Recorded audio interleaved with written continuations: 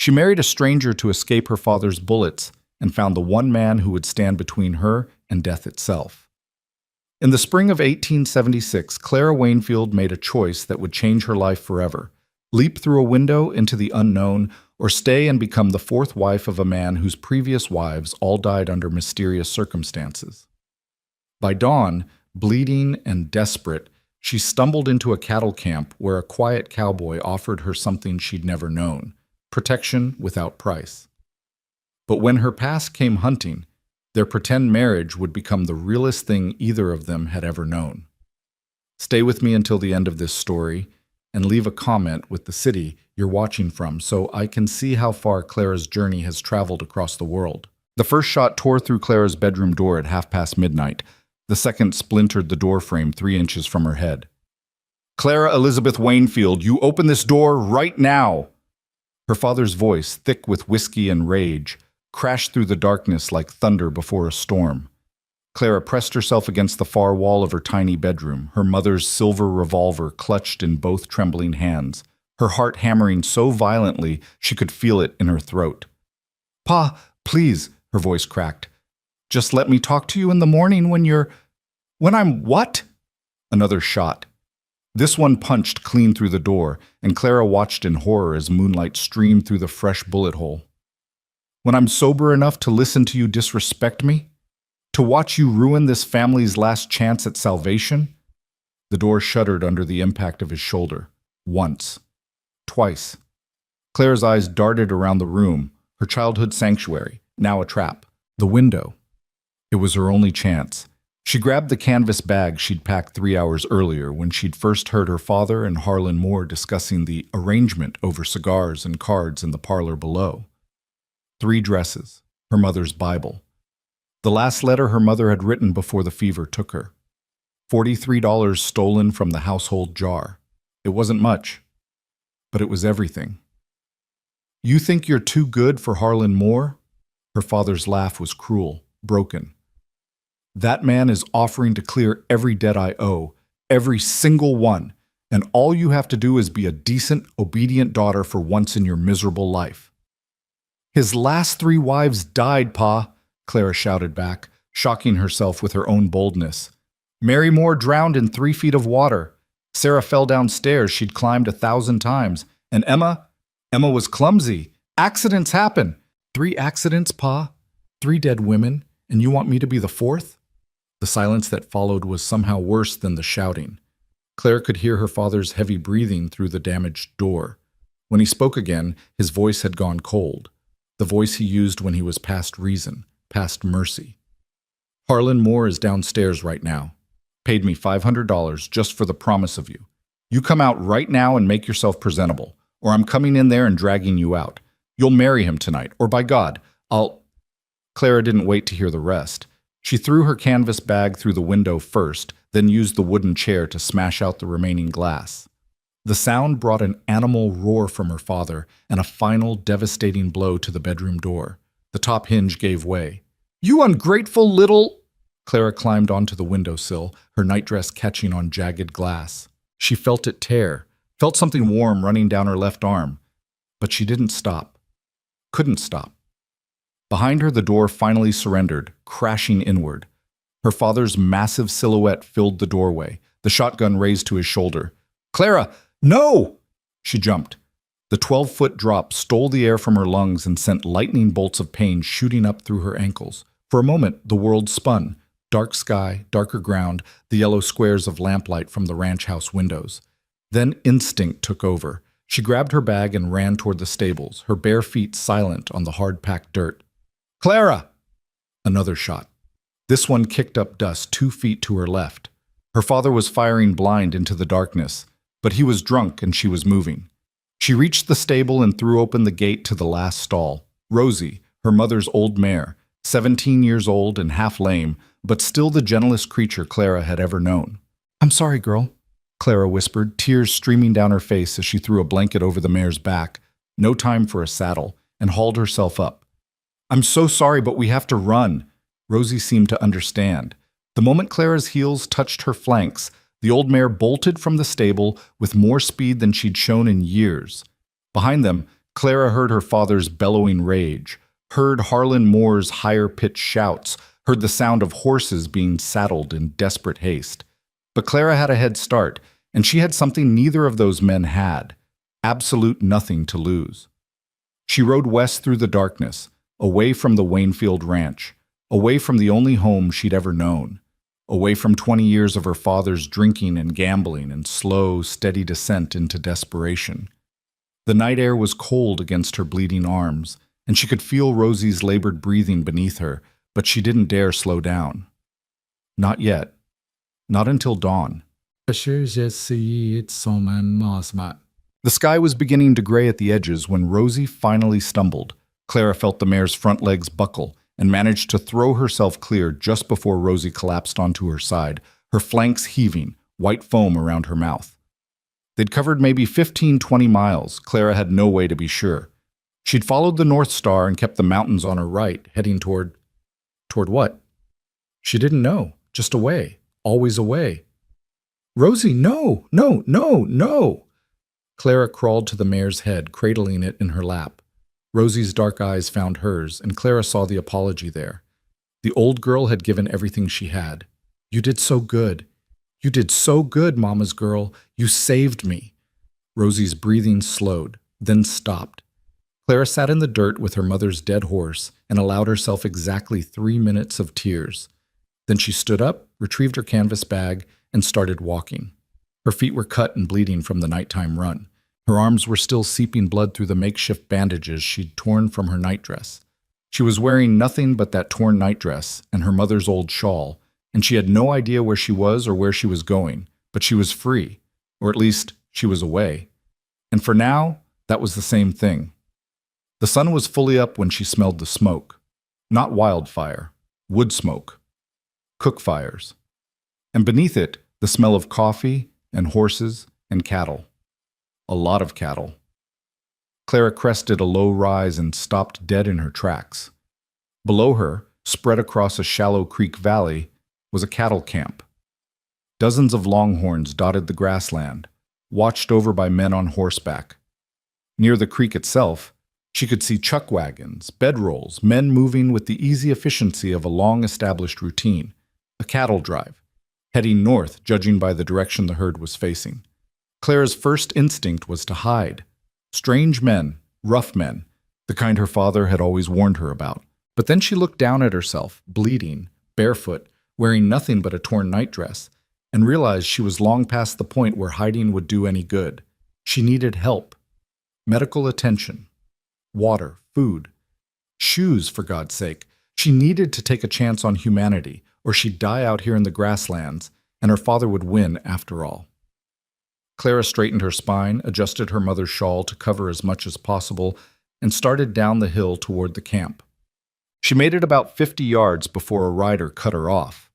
The cowboy appeared so suddenly that Clara gasped and stumbled backward, her hand instinctively moving to the revolver she'd tucked into her waistband. But the man held up both hands, palms out, his weathered face showing nothing but concern. "Easy there, miss, easy. Nobody's going to hurt you." He was older, maybe 60, with a gray beard and kind eyes. "Lord have mercy, child. What happened to you?" Clara opened her mouth to answer and found she couldn't. The adrenaline that had carried her through the night was finally draining away, leaving behind nothing but exhaustion and pain. Her legs wavered. "Whoa! Whoa!" The cowboy dismounted faster than a man his age had any right to and caught her elbow. "Let's get you to camp. Can you walk? Here, lean on me. That's it. Charlie," he called over his shoulder. "Charlie, get the boss. We got an injured girl here." The next few minutes passed in a blur. Clara was vaguely aware of being guided down the hill, of voices around her, concerned, curious, rough, but not unkind.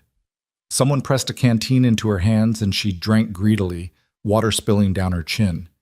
Someone else draped a blanket around her shoulders. The world tilted and swayed, and she realized dimly that she was about to faint for the first time in her life. "Make way! Move, damn it!" The new voice cut through the fog, deeper than the others, calmer, the kind of voice that expected to be obeyed. Clara felt someone kneel beside her, felt a large, steady hand on her shoulder. "Can you hear me, miss?" Clara forced her eyes to focus.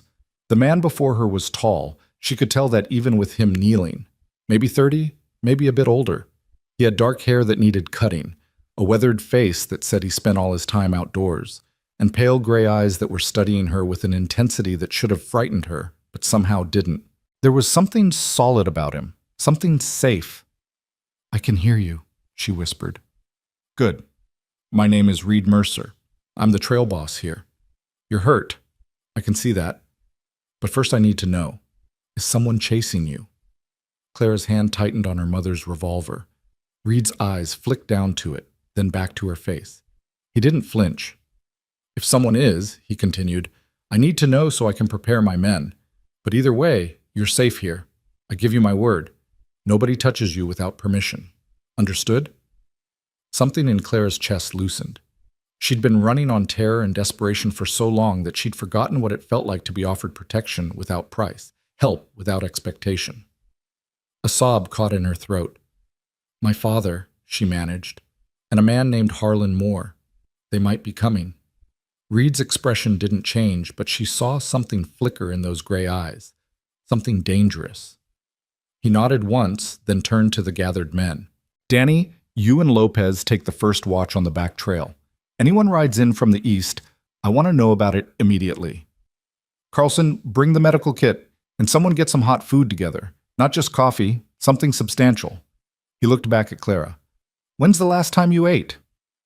"Yesterday morning," Clara admitted. "Right. Let's get these arms looked at first, then we'll get some food in you." He stood and offered his hand. "Can you stand?" Clara took his hand. It was calloused, warm, and steady as a rock, and let him pull her to her feet. She swayed again, but his hand moved to her elbow, supporting without crowding. He guided her to a spot near the chuck wagon where someone had laid out a bedroll and helped her sit.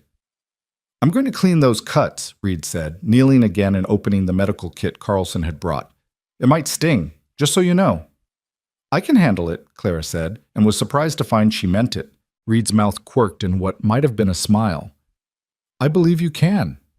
He began cleaning the glass cuts on her arms with gentle efficiency, his touch surprisingly light for a man with such large hands. "You want to tell me what happened, or would you rather we just stick with names for now?" Clara watched him work. Most men would have been demanding answers, treating her like a problem to be solved. This man was just present, calm, doing what needed to be done.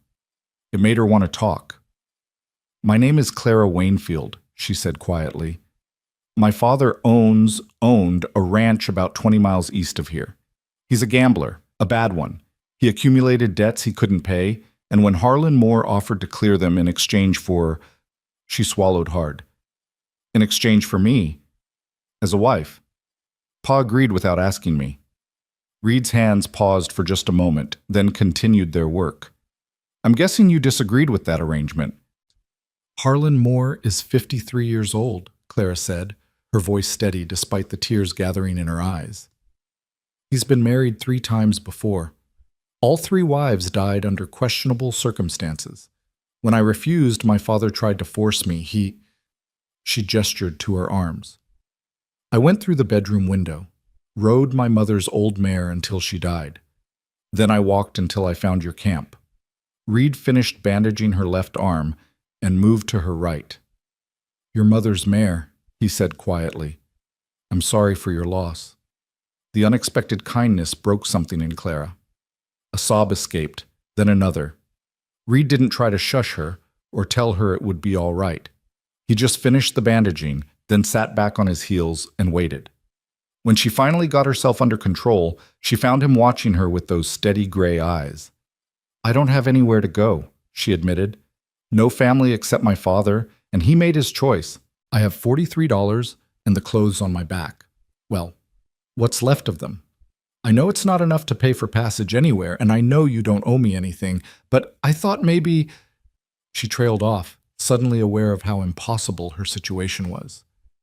"You thought maybe we'd help," Reed finished. "Yes, I thought maybe you'd help." Clara lifted her chin. "But I don't want charity. I can work. I can cook, clean, mend clothes. My mother taught me everything before she died. I can earn my keep.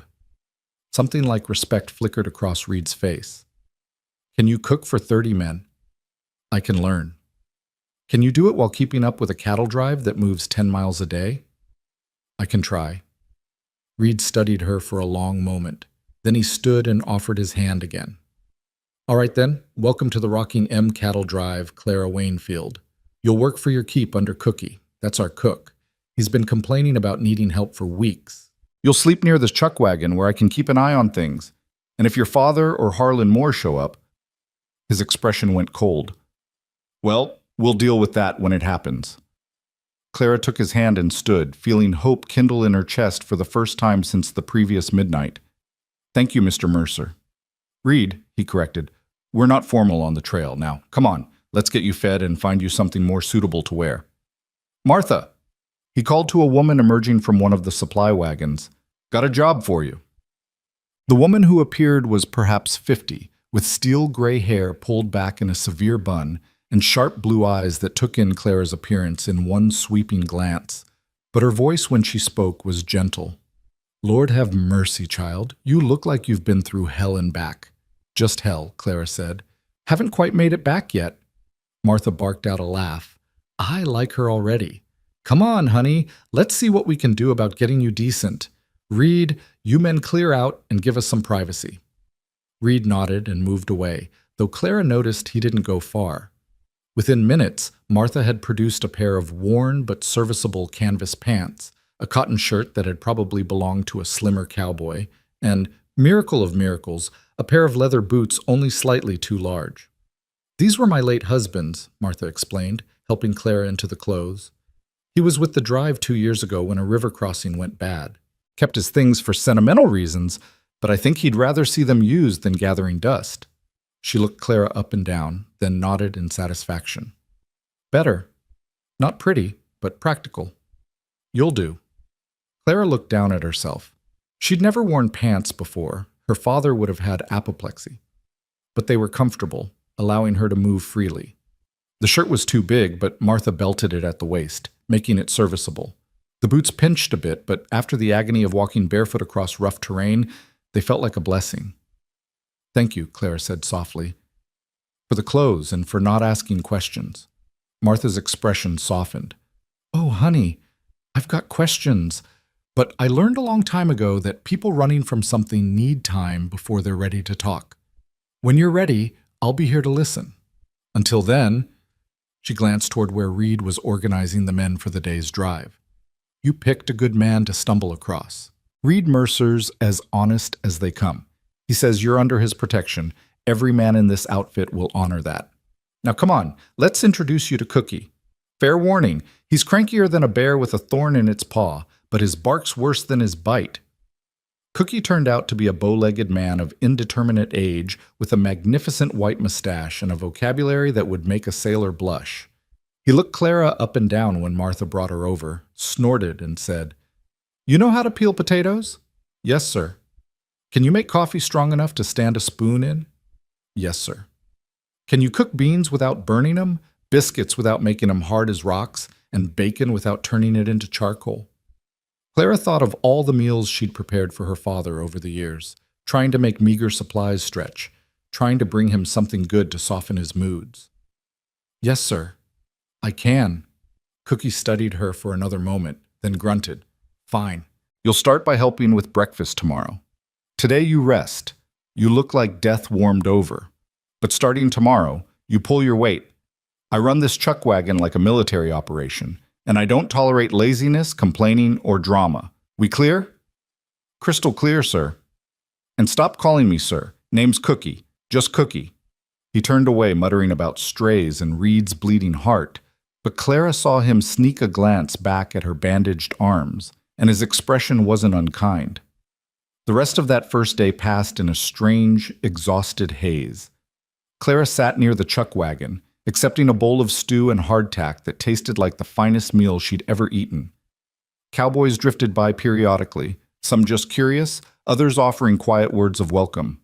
None of them leered or made inappropriate comments, and she gradually realized that Reed must have laid down the law about her treatment. As if summoned by her thoughts, Reed appeared near sundown leading his horse, He'd been out with the herd all day, and he looked tired but content. He nodded to her as he approached. Settling in all right? Yes, thank you. Everyone's been... Clara searched for the word. Kind. I wasn't expecting kindness. Reed began removing his horse's saddle. That what you're used to? Unkindness?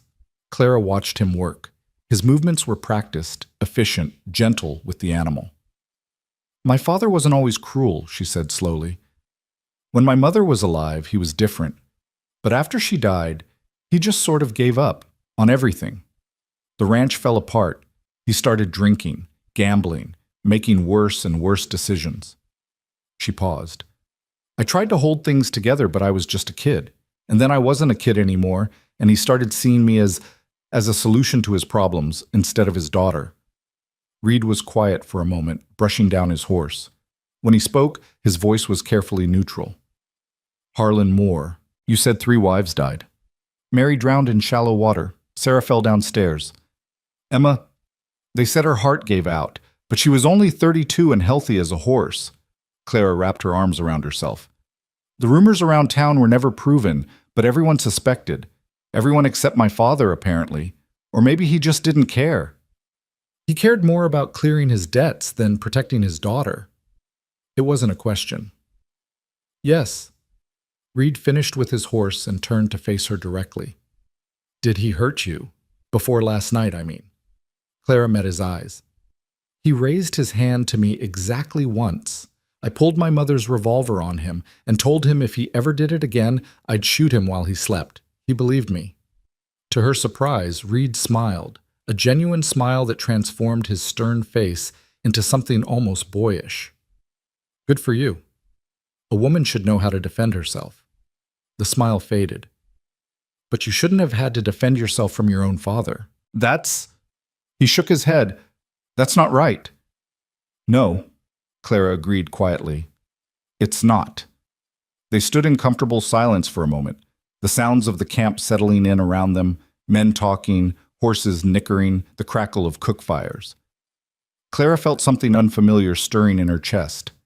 Safety, maybe, or just the absence of fear. She couldn't quite tell. Get some rest, Reed said finally. Tomorrow we move out at dawn. It'll be a long day. Reed, Clara called as he turned to leave. He looked back. Why are you helping me? You don't know me. I could be lying about everything. Reed considered the question seriously. I suppose you could be, he said, but I don't think you are. And even if you were, you came into camp barefoot and bleeding, wearing a torn nightdress, clearly running from something. That's not the behavior of someone looking for an easy con. He paused. My mother used to say that how a man treats someone with nothing to offer him says everything about his character. You've got nothing I need, Clara Wainfield, but you need help, and I can provide it. Seems simple enough to me. He walked away before she could respond, leaving Clara staring after him with tears burning in her eyes. In 20 years, no one, not even her mother, had ever expressed such straightforward decency. Her father had always demanded something in return, always had an angle, always made her feel like a burden. But Reed Mercer had asked for nothing, expected nothing, just offered help because help was needed.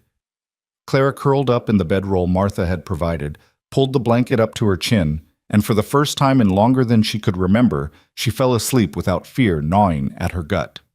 She woke to the sound of Cookie cursing at his fire.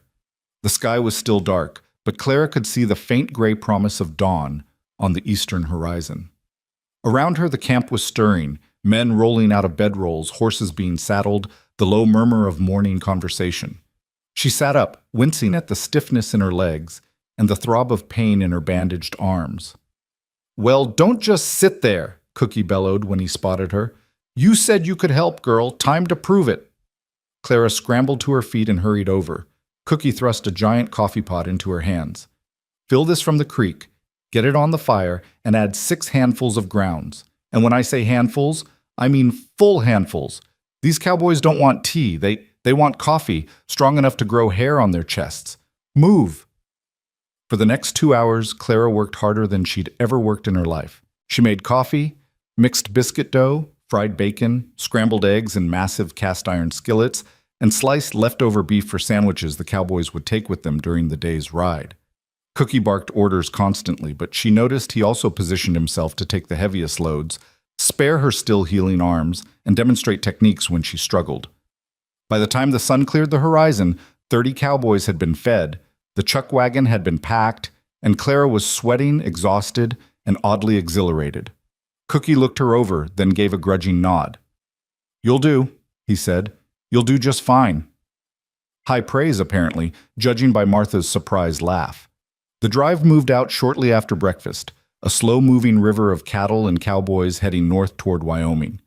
Clara rode in the chuck wagon with Cookie, who kept up a running commentary about every member of the outfit. "That's Danny up front, best scout we've got, can read sign like some men read books.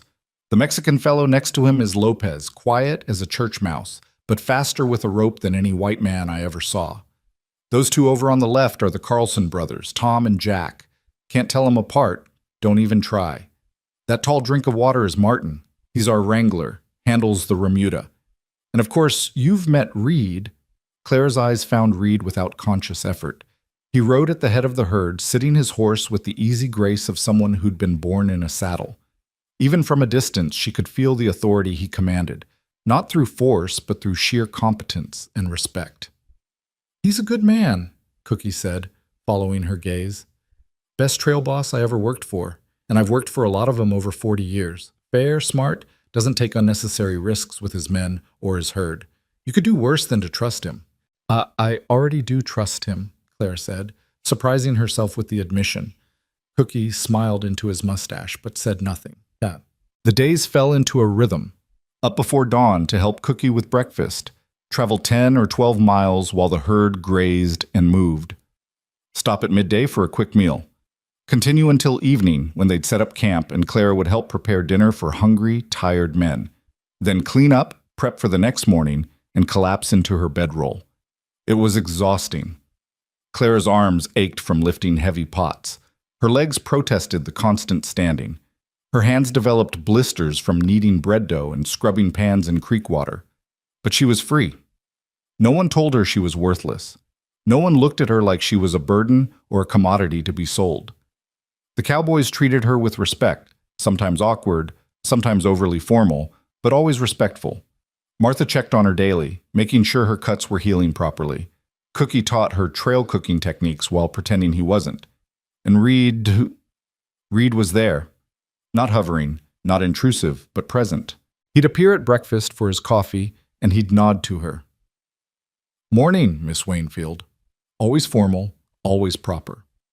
In the evenings, he'd sometimes sit near the fire while she cleaned up, checking over the day's progress with Cookie or discussing the route with Danny. He never sought her out specifically, but somehow he was always nearby when she needed a heavy pot moved or a supply box lifted. And every night, before he headed to his own bedroll, he'd do a walk around camp, checking on his men, checking on the herd, and checking on her. Just a quick nod, a quiet, "Sleep well, Miss Wainfield," and then he was gone. It should have felt suffocating, being watched over like that. Instead, Clara found it comforting. For the first time in years, someone was looking out for her without expecting anything in return. 2 weeks into the drive, her father found them. Tick. Clara was elbow-deep in dishwater when Danny came thundering into camp, his horse lathered and wild-eyed. "Reed, Reed, riders coming from the east, 2 men pushing hard." Every head in camp turned. Reed materialized from somewhere, his expression calm but his hand resting on his revolver. "How far?" 20 minutes, maybe 30. They're riding hard." Reed's eyes found Clara across the camp.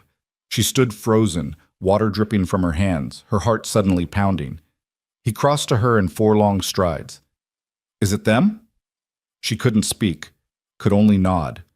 Reed's jaw tightened, then he turned to his men, and his voice rang out with absolute authority. "Listen up. We've got visitors coming in, and they might be looking for trouble. I want every man armed and ready, but nobody draws unless I give the word. Lopez, take the herd further west. I don't want them spooked. Martha, get Clara out of sight." "No." Clara's voice came out stronger than she expected. "No, I won't hide. If it's my father, he needs to see I'm still here, that I didn't die out here like he probably hoped." Reed looked at her for a long moment. "You sure?" I'm sure. All right, but you stay by me. Understood? Clara nodded. Reed reached out and, for the first time since they'd met, took her hand. His grip was warm, steady, anchoring. Whatever happens, he said quietly, you're under my protection. That means something. Trust me. I do, Clara whispered. They stood together in the center of camp, surrounded by 30 armed cowboys who'd positioned themselves with the casual efficiency of men who'd dealt with trouble before. Martha stood to Clara's left, holding a Henry rifle with the ease of long familiarity.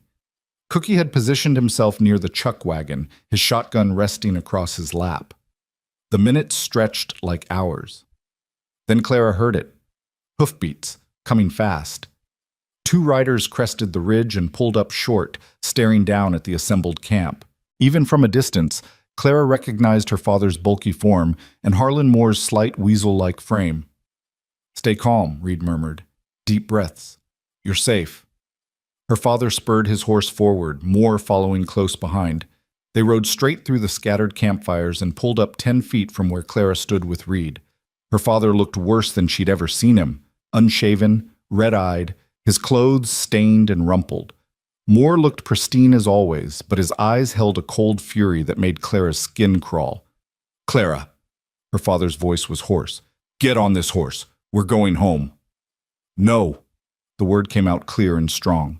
Her father's face darkened. That wasn't a request, girl. You're my daughter, and you're coming home right now. She's not going anywhere. Reed's voice was ice cold. You need to turn around and ride out. Her father's attention shifted to Reed for the first time, and Clara saw the flicker of recognition. Her father was a gambler and a drunk, but he wasn't stupid. He could count the armed men surrounding him. He could see that this wasn't going to be easy. This is between me and my daughter, her father said, but his voice had lost some of its certainty. No, Reed said. It's between you and me now.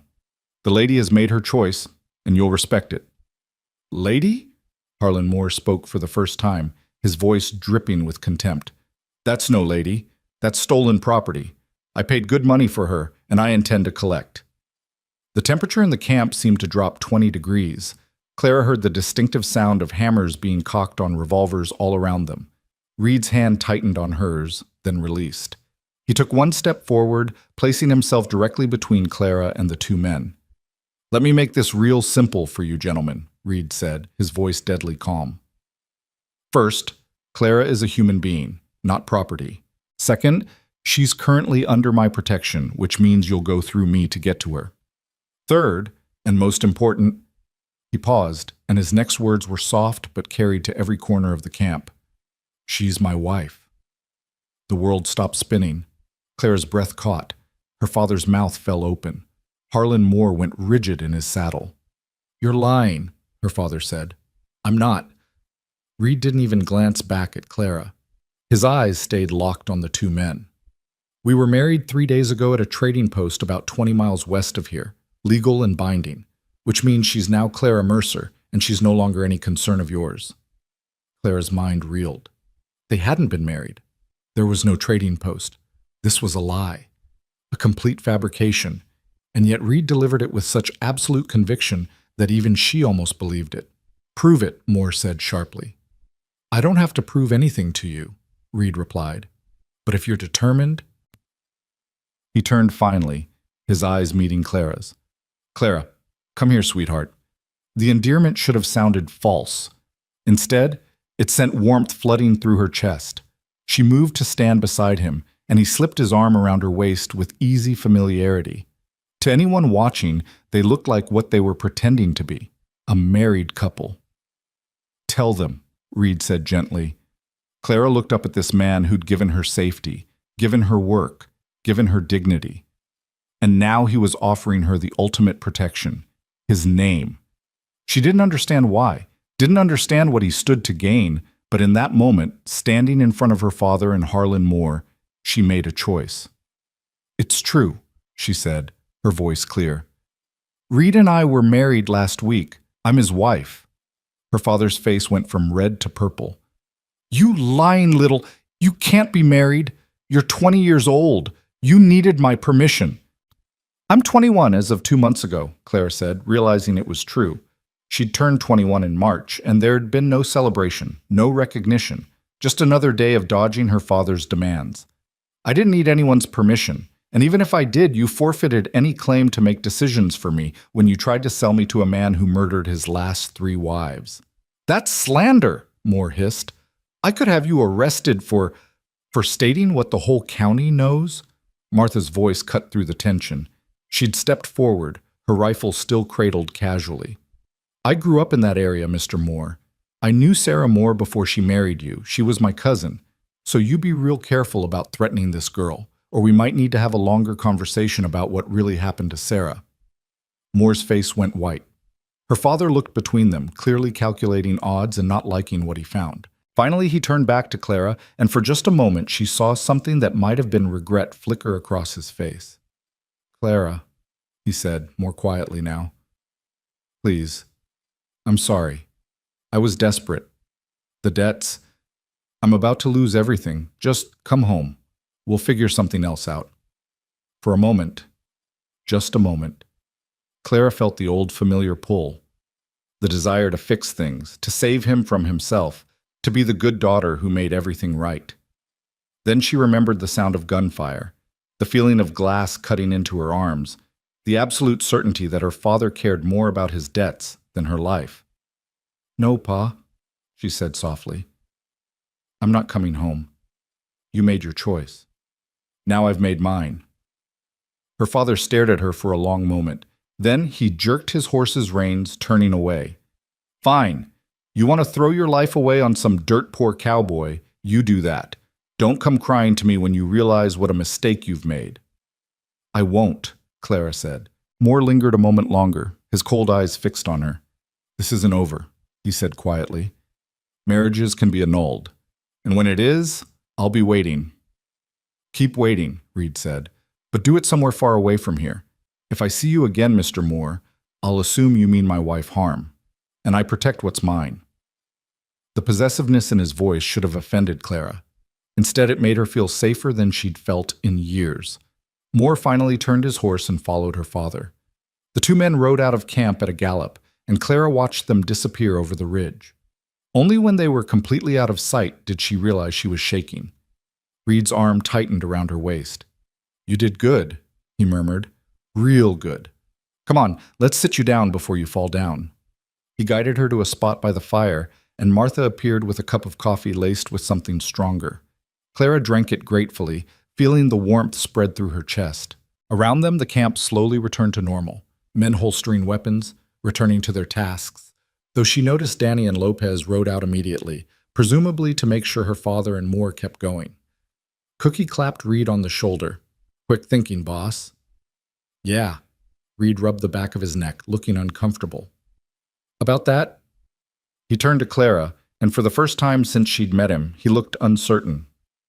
I apologize for the deception, Miss Wainfield. I shouldn't have claimed you as my wife without asking first. It was presumptuous and inappropriate, but I didn't see another way to make them leave without bloodshed. Clara stared at him. You're apologizing. You just saved me. You gave me the one protection they couldn't argue with, and you're apologizing? Well, yes. It was still a liberty I shouldn't have taken. Something broke loose in Clara's chest. Something that had been wound tight since her mother died, maybe longer. And suddenly she was laughing, great gulping laughs that bordered on hysteria. Reed looked alarmed, but Martha just smiled and patted Clara's shoulder. Let it out, honey. You've earned it. When Clara finally got herself under control, she wiped her eyes and looked up at Reed. Mr. Mercer. Reed, you just told my father and a dangerous man that I'm your wife. Don't you realize what that means? Reed frowned. It means they should leave you alone. It also means that if they check, and more will check, and they find out we're not really married, they'll come back. They'll know it was a lie, and they'll have grounds to... She trailed off, seeing understanding dawn in his eyes. To claim you were coerced, he finished quietly. To potentially have me arrested for kidnapping. Yes. They looked at each other across the fire. Cookie muttered something about checking on the herd and made himself scarce. Martha lingered a moment longer, then followed. Gradually, the rest of the camp drifted away, leaving Reed and Clara alone with a problem that was growing larger by the second. "I didn't think it through," Reed admitted. "I just knew I needed to make them leave." "I know, and I'm grateful, but now we have to figure out what to do next." Reed was quiet for a long moment, staring into the fire. When he finally spoke, his voice was thoughtful. "There's a trading post about 3 days north of here. Runs a general store, post office, and I believe the man who runs it is also a circuit judge. Officiated a wedding for one of my men last year." Clara's heart started pounding. "You're suggesting—" "I'm suggesting we make it real." Reed looked at her directly. "Not a real marriage in the romantic sense, but legal on paper. It would give you protection from your father and from more. They couldn't touch you, couldn't force you into anything. And when we reach Wyoming and you're ready to start over somewhere safe, we could annul it quietly. No harm done." "No harm done?" Clara laughed, but there was no humor in it. "Reed, you'd be tying yourself to a woman you barely know. What if you meet someone you actually want to marry? Then I'd explain the situation and trust she'd understand. Clara, I'm 32 years old. I've been running cattle drives for a decade. I live out of a bedroll most of the year. I'm not exactly prime marriage material anyway." He paused. "But you're running for your life from men who see you as property. You need protection that goes beyond me and my cowboys. You need the law on your side, and the law recognizes marriage." Clara's mind raced. It was crazy. It was impulsive. It was binding herself to a stranger for reasons that had nothing to do with love or affection and everything to do with survival. It was also the smartest thing she could possibly do. "I have one condition," she said finally. "Name it. If you do this, if you marry me to protect me, you let me work for real. Not just helping Cookie. I want to earn my way. I don't want to be a burden or feel like I owe you something I can never repay." Reed's expression softened. "Clara, you've been working for real since the day you joined this outfit. You think Cookie lets just anyone work in his chuck wagon? You've earned your place here 3 times over." He held out his hand. "But if it makes you feel better, we'll call it a job. Fair wages for fair work. Deal?" Clara looked at his extended hand, calloused, honest, offering her something she'd never had.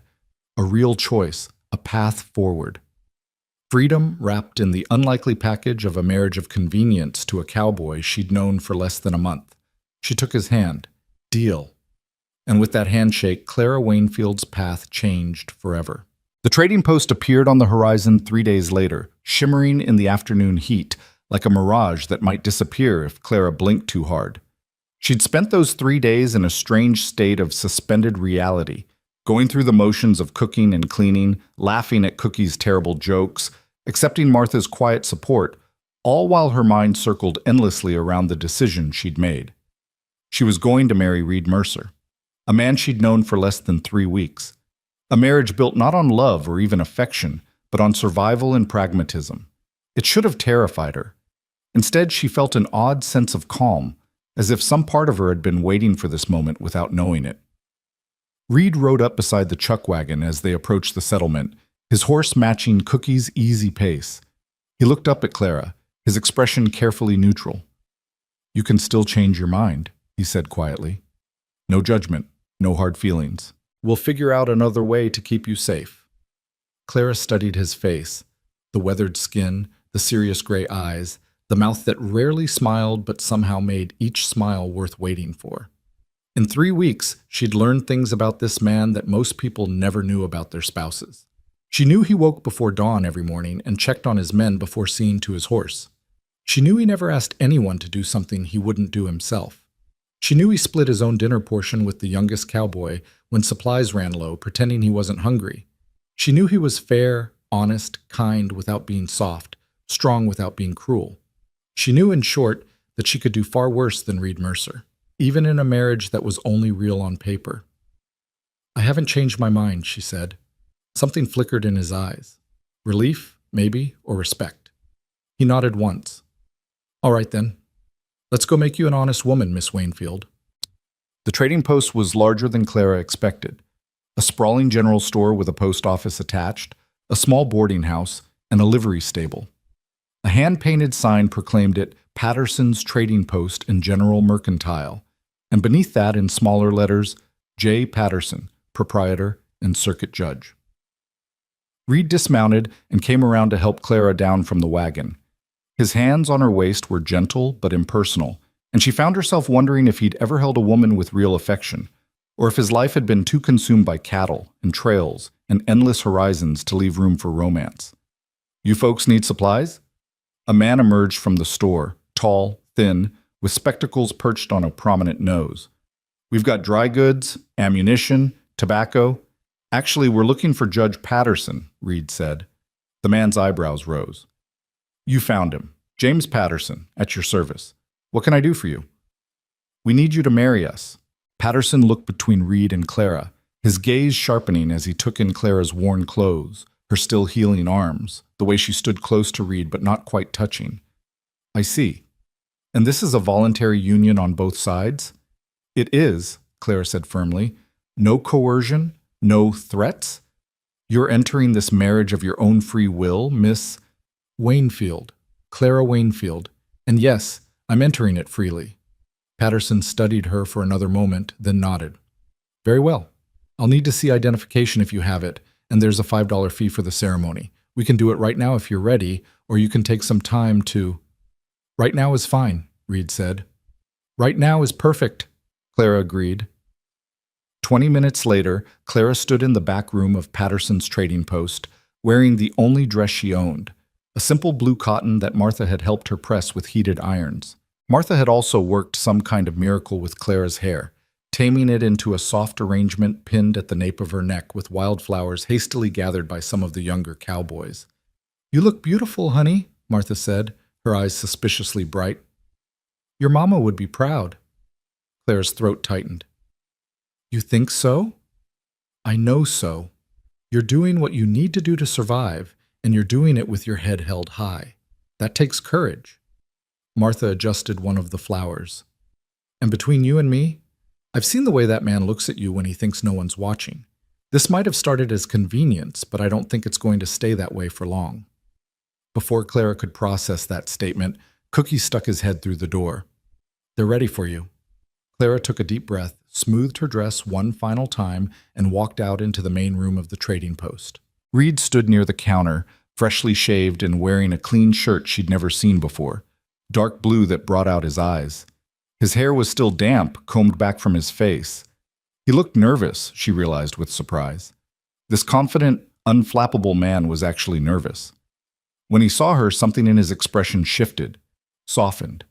He stared at her for a long moment, then seemed to catch himself and cleared his throat. "You look nice," he said, his voice gruff. "So do you." Judge Patterson stood between them, an open Bible in his hands. Behind Reed, a dozen cowboys had crowded into the store, hats in hands, grinning like this was the best entertainment they'd had in months. Danny winked at Clara. Cookie looked suspiciously emotional. Even Lopez, who rarely showed any expression at all, was smiling. "Well then," Patterson said. "Shall we begin?" The ceremony was brief. Patterson asked if there were any objections. The cowboys all remained silent, though one of the younger ones stage whispered, "We like her better than you anyway, boss," which earned scattered laughter.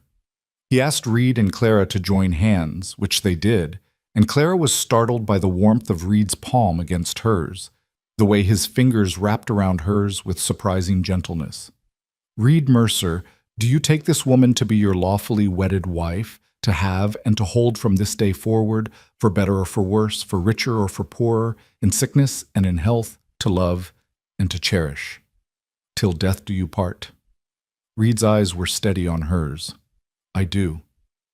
"Clara Wainfield, do you take this man to be your lawfully wedded husband, to have and to hold from this day forward, for better or for worse, for richer or for poorer, in sickness and in health, to love and to cherish, till death do you part?" Clara thought about the man holding her hands, about how he'd given her safety without asking for anything in return, about how he was binding himself to her now, legally and publicly, to protect her from men who saw her as property, about how this stranger had shown her more kindness in 3 weeks than her own father had shown her in 20 years. "I do," she said, her voice clear and certain. Then by the power vested in me by the territory of Wyoming, I now pronounce you husband and wife. Reed, you may kiss your bride. For a moment, Reed looked uncertain. This was a marriage of convenience, after all. A business arrangement. But they had an audience of curious cowboys and a judge watching, and Clara realized that for this to be convincing, for this to protect her properly, it needed to look real. She made the decision for both of them. Rising up on her toes, she pressed her lips to his in a brief, chaste kiss. Except the moment their lips met, something electric passed between them. Reed's hands tightened on hers, and for just a second, maybe two, the kiss deepened, became something more than pretense. Clara felt heat flood through her, felt her heart stutter in her chest, felt Reed's breath catch. Then it was over. Reed stepped back, his expression carefully neutral except for the slight flush on his cheekbones. Clara touched her lips, feeling dazed. The cowboys erupted in cheers and applause. Cookie was wiping his eyes openly now. Martha was grinning like a satisfied cat. Judge Patterson closed his Bible and handed Reed a marriage certificate with their names inscribed in careful script. "Congratulations, Mr. and Mrs. Mercer," he said warmly. "May you have many happy years together."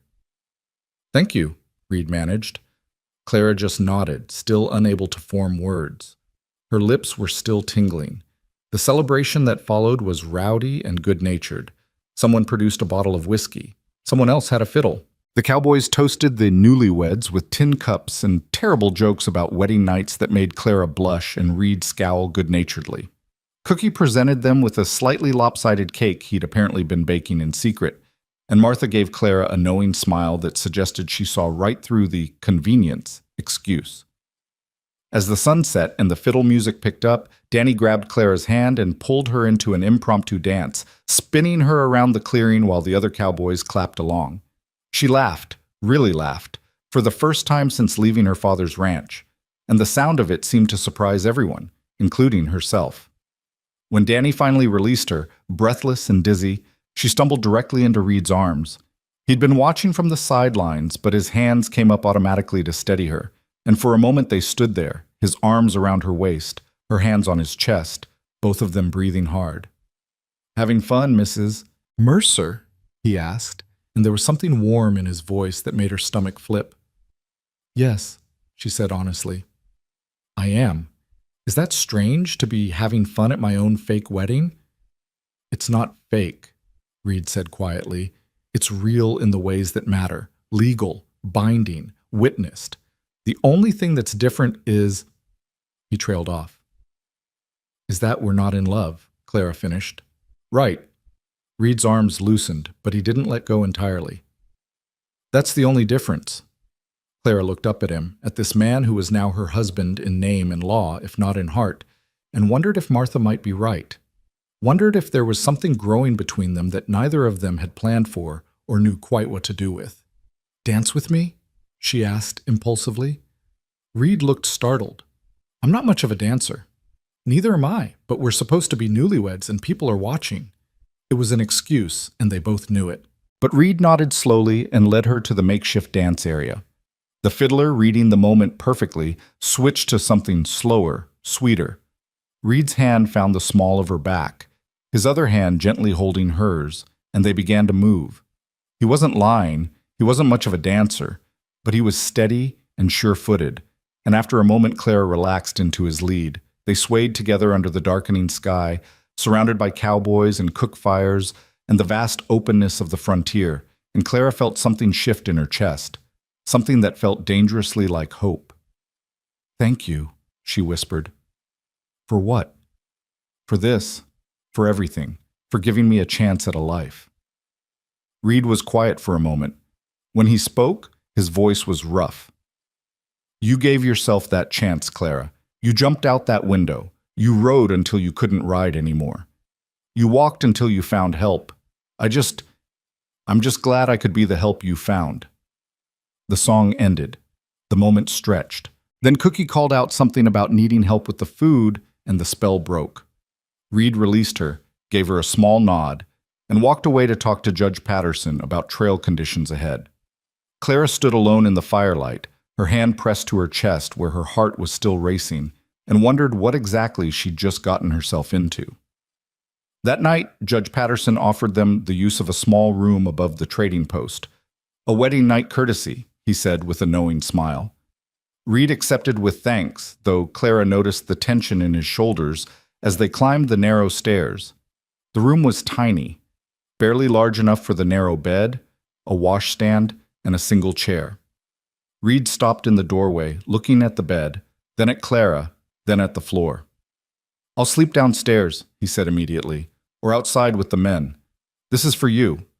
Clara sat on the edge of the bed, suddenly exhausted. "Reed, we're married now. People expect us to share a room. If you sleep downstairs, it'll raise questions we don't want to answer." "Clara, I trust you," she said simply.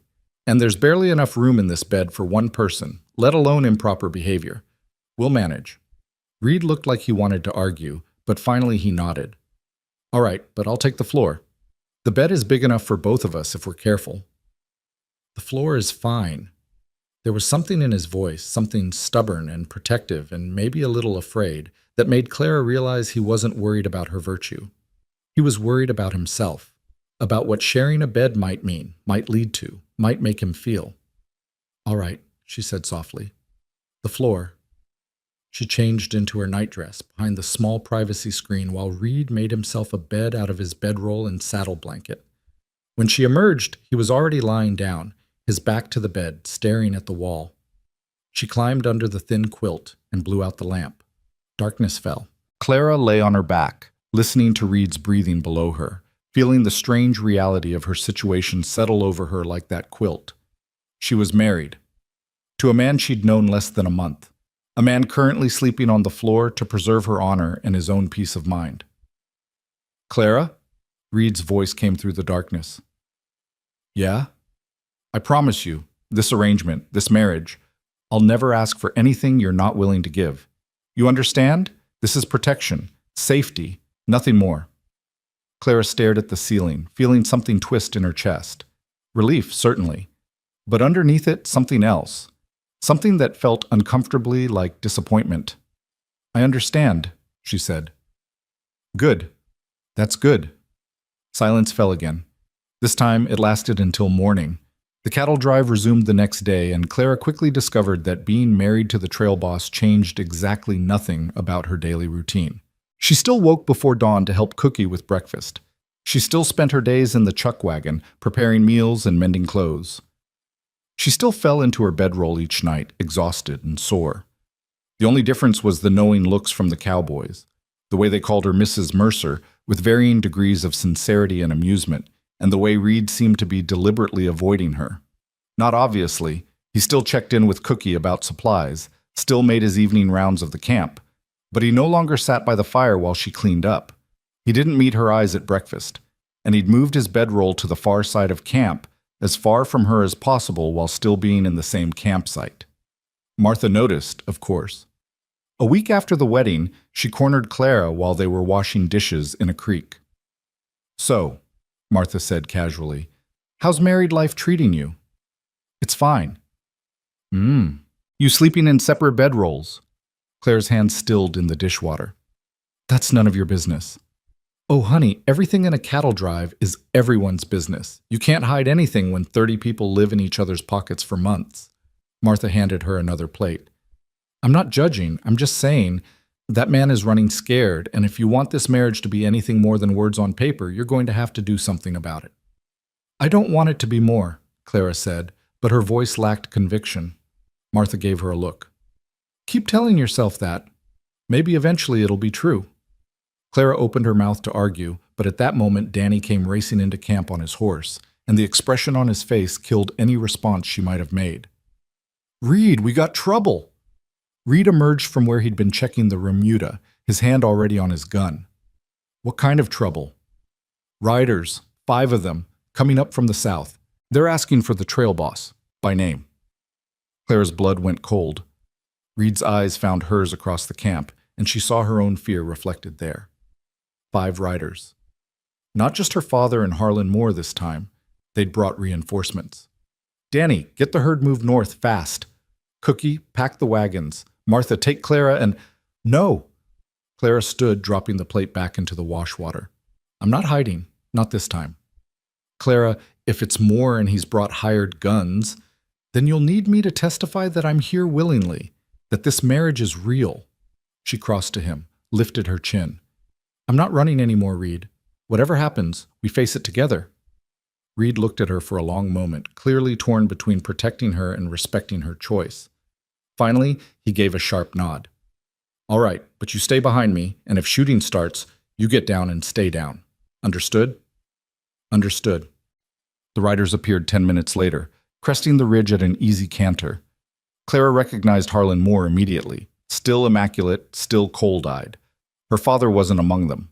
Instead, Moore had brought 4 rough-looking men, the kind who wore their guns low and their intentions lower. The camp had assembled as before, armed, alert, forming a protective semicircle. But Clara could feel the difference this time. Last time had been a confrontation. This felt like the prelude to violence. Moore pulled up 20 feet away and surveyed the assembled cowboys with undisguised contempt. Mr. Mercer, we meet again. You're not welcome here, Moore. Keep riding. Oh, I don't think so. You see, I've done some investigating since our last encounter. Very interesting what I discovered. Moore's smile was sharp as broken glass. There's no record of any marriage at Patterson's trading post before the day you claim to have married Miss Wainfield. Rather convenient timing, wouldn't you say? We were married at Patterson's, Reed said evenly. He's a circuit judge. It's all legal and recorded. Oh, I don't doubt you went through some ceremony.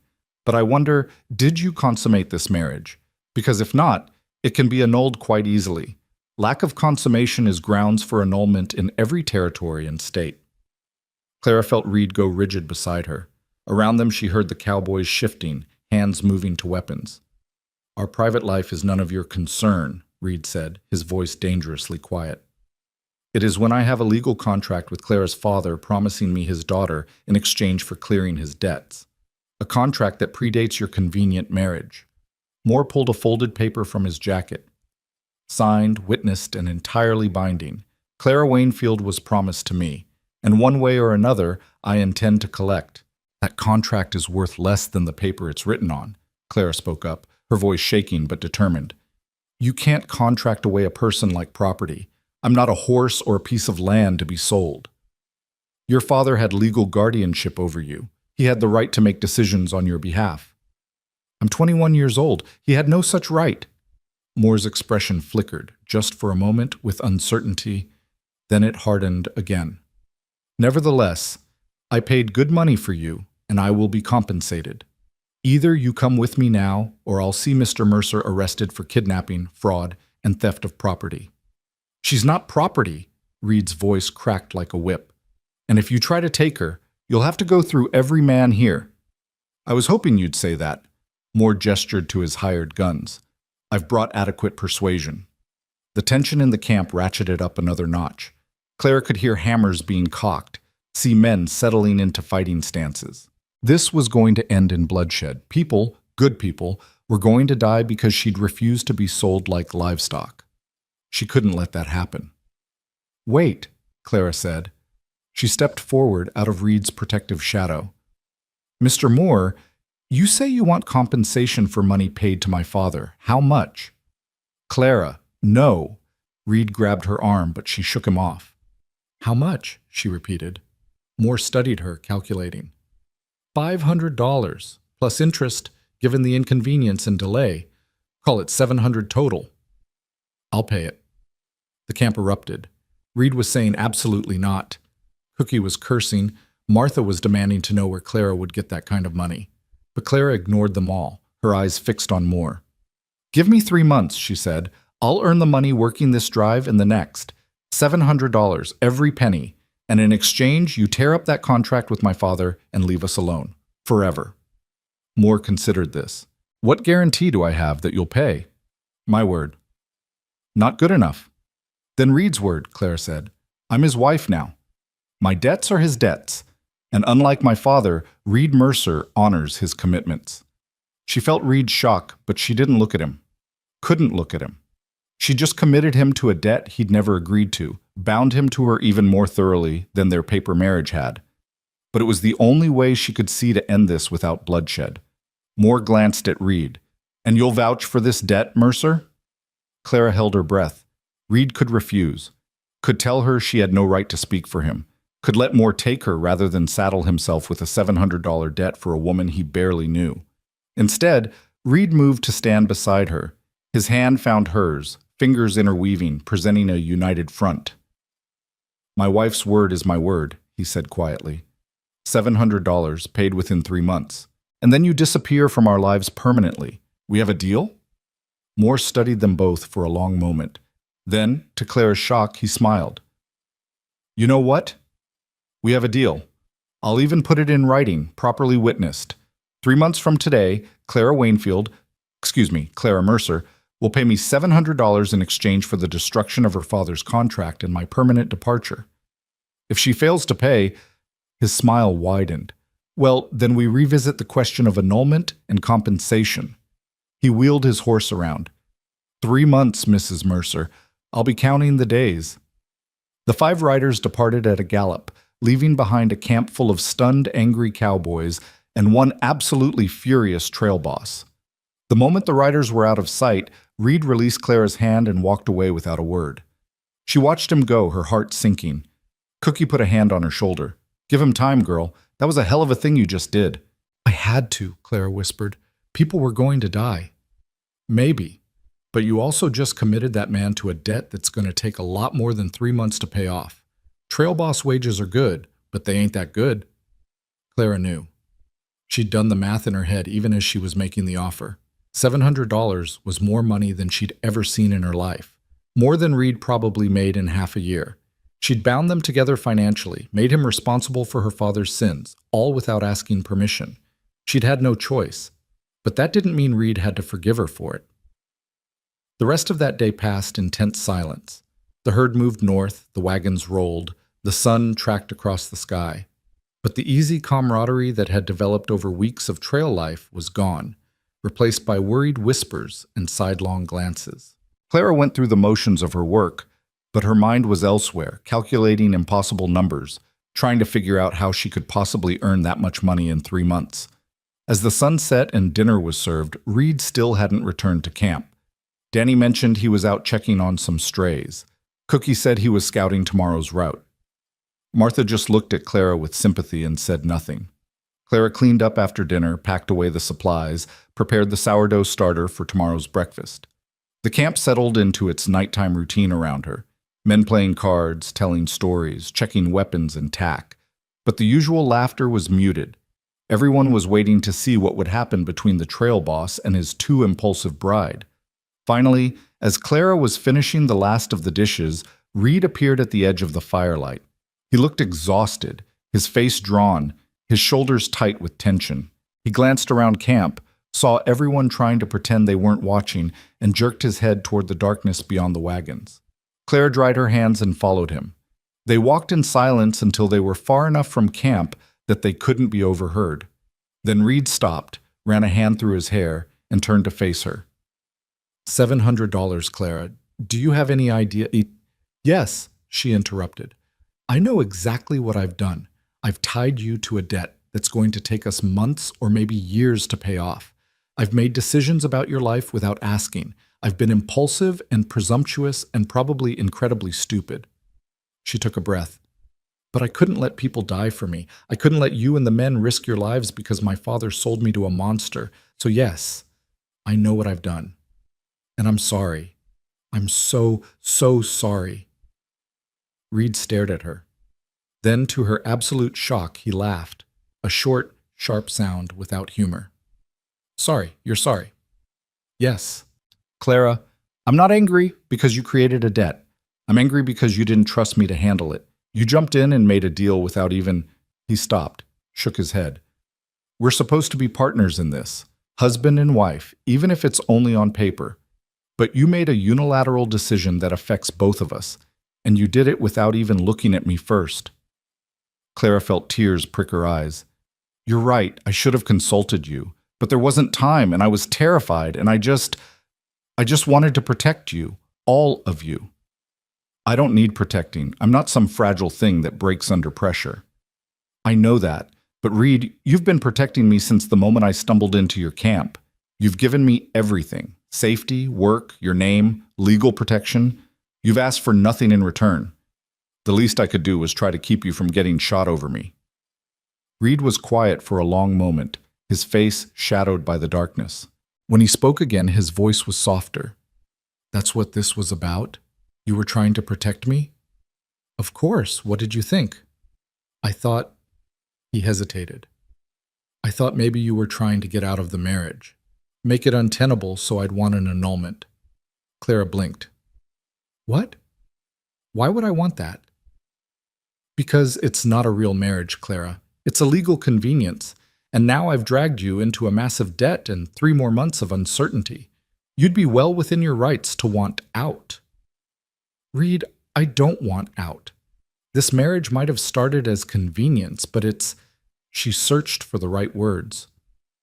"It's the best thing that's happened to me in years, maybe ever. You've treated me with more respect and kindness than anyone else in my life. You've made me feel valuable, capable, safe. Why would I want out of that?" Reed stepped closer, and Claire could see his face now in the moonlight, see the confusion and hope and fear warring there. "You mean that?" "Every word. Even though we're in debt, even though more is going to be watching and waiting, even though this is going to get harder before it gets easier?" "Even though," Clara said firmly. "We're in this together now, for better or worse, remember? We said those words. Those words were supposed to be pretend." "Maybe they started that way," Clara said quietly, "but they feel pretty real to me now." Reed looked at her for a long, breathless moment. Then he did something that shocked them both. He closed the distance between them and pulled her into his arms. Not romantically, not passionately, but with the desperate relief of someone who'd been carrying a burden alone and had finally been offered help.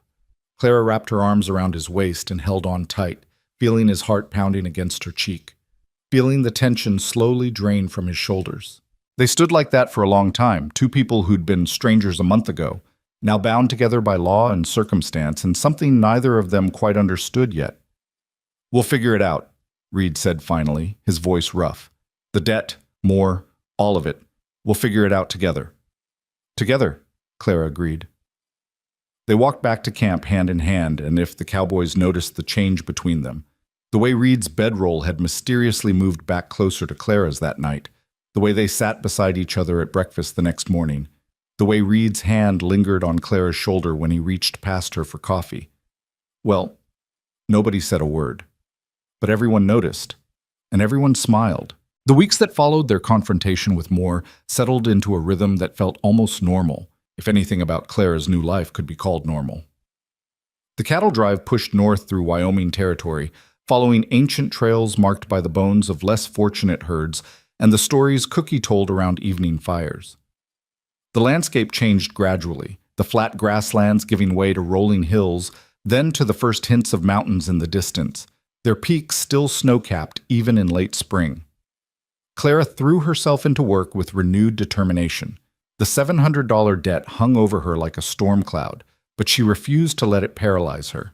She took on extra tasks, mending not just clothes but tack and saddles, helping Martha with laundry, even learning to help Cookie butcher game when the hunters brought in deer or antelope.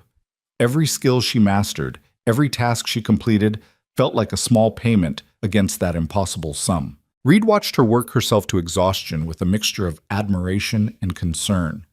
On the 10th day after Moore's visit, he found her still awake well past midnight, sitting by the dying fire and stitching up a torn saddle blanket by lamplight. "Clara," his voice was quiet but firm, "it's after midnight. That blanket will still be there in the morning." "I'm almost done," she said without looking up, her needle flashing in the dim light. "You're exhausted. I can see it from here." "I'm fine." Reed crouched beside her, gently taking the blanket and needle from her hands despite her protest.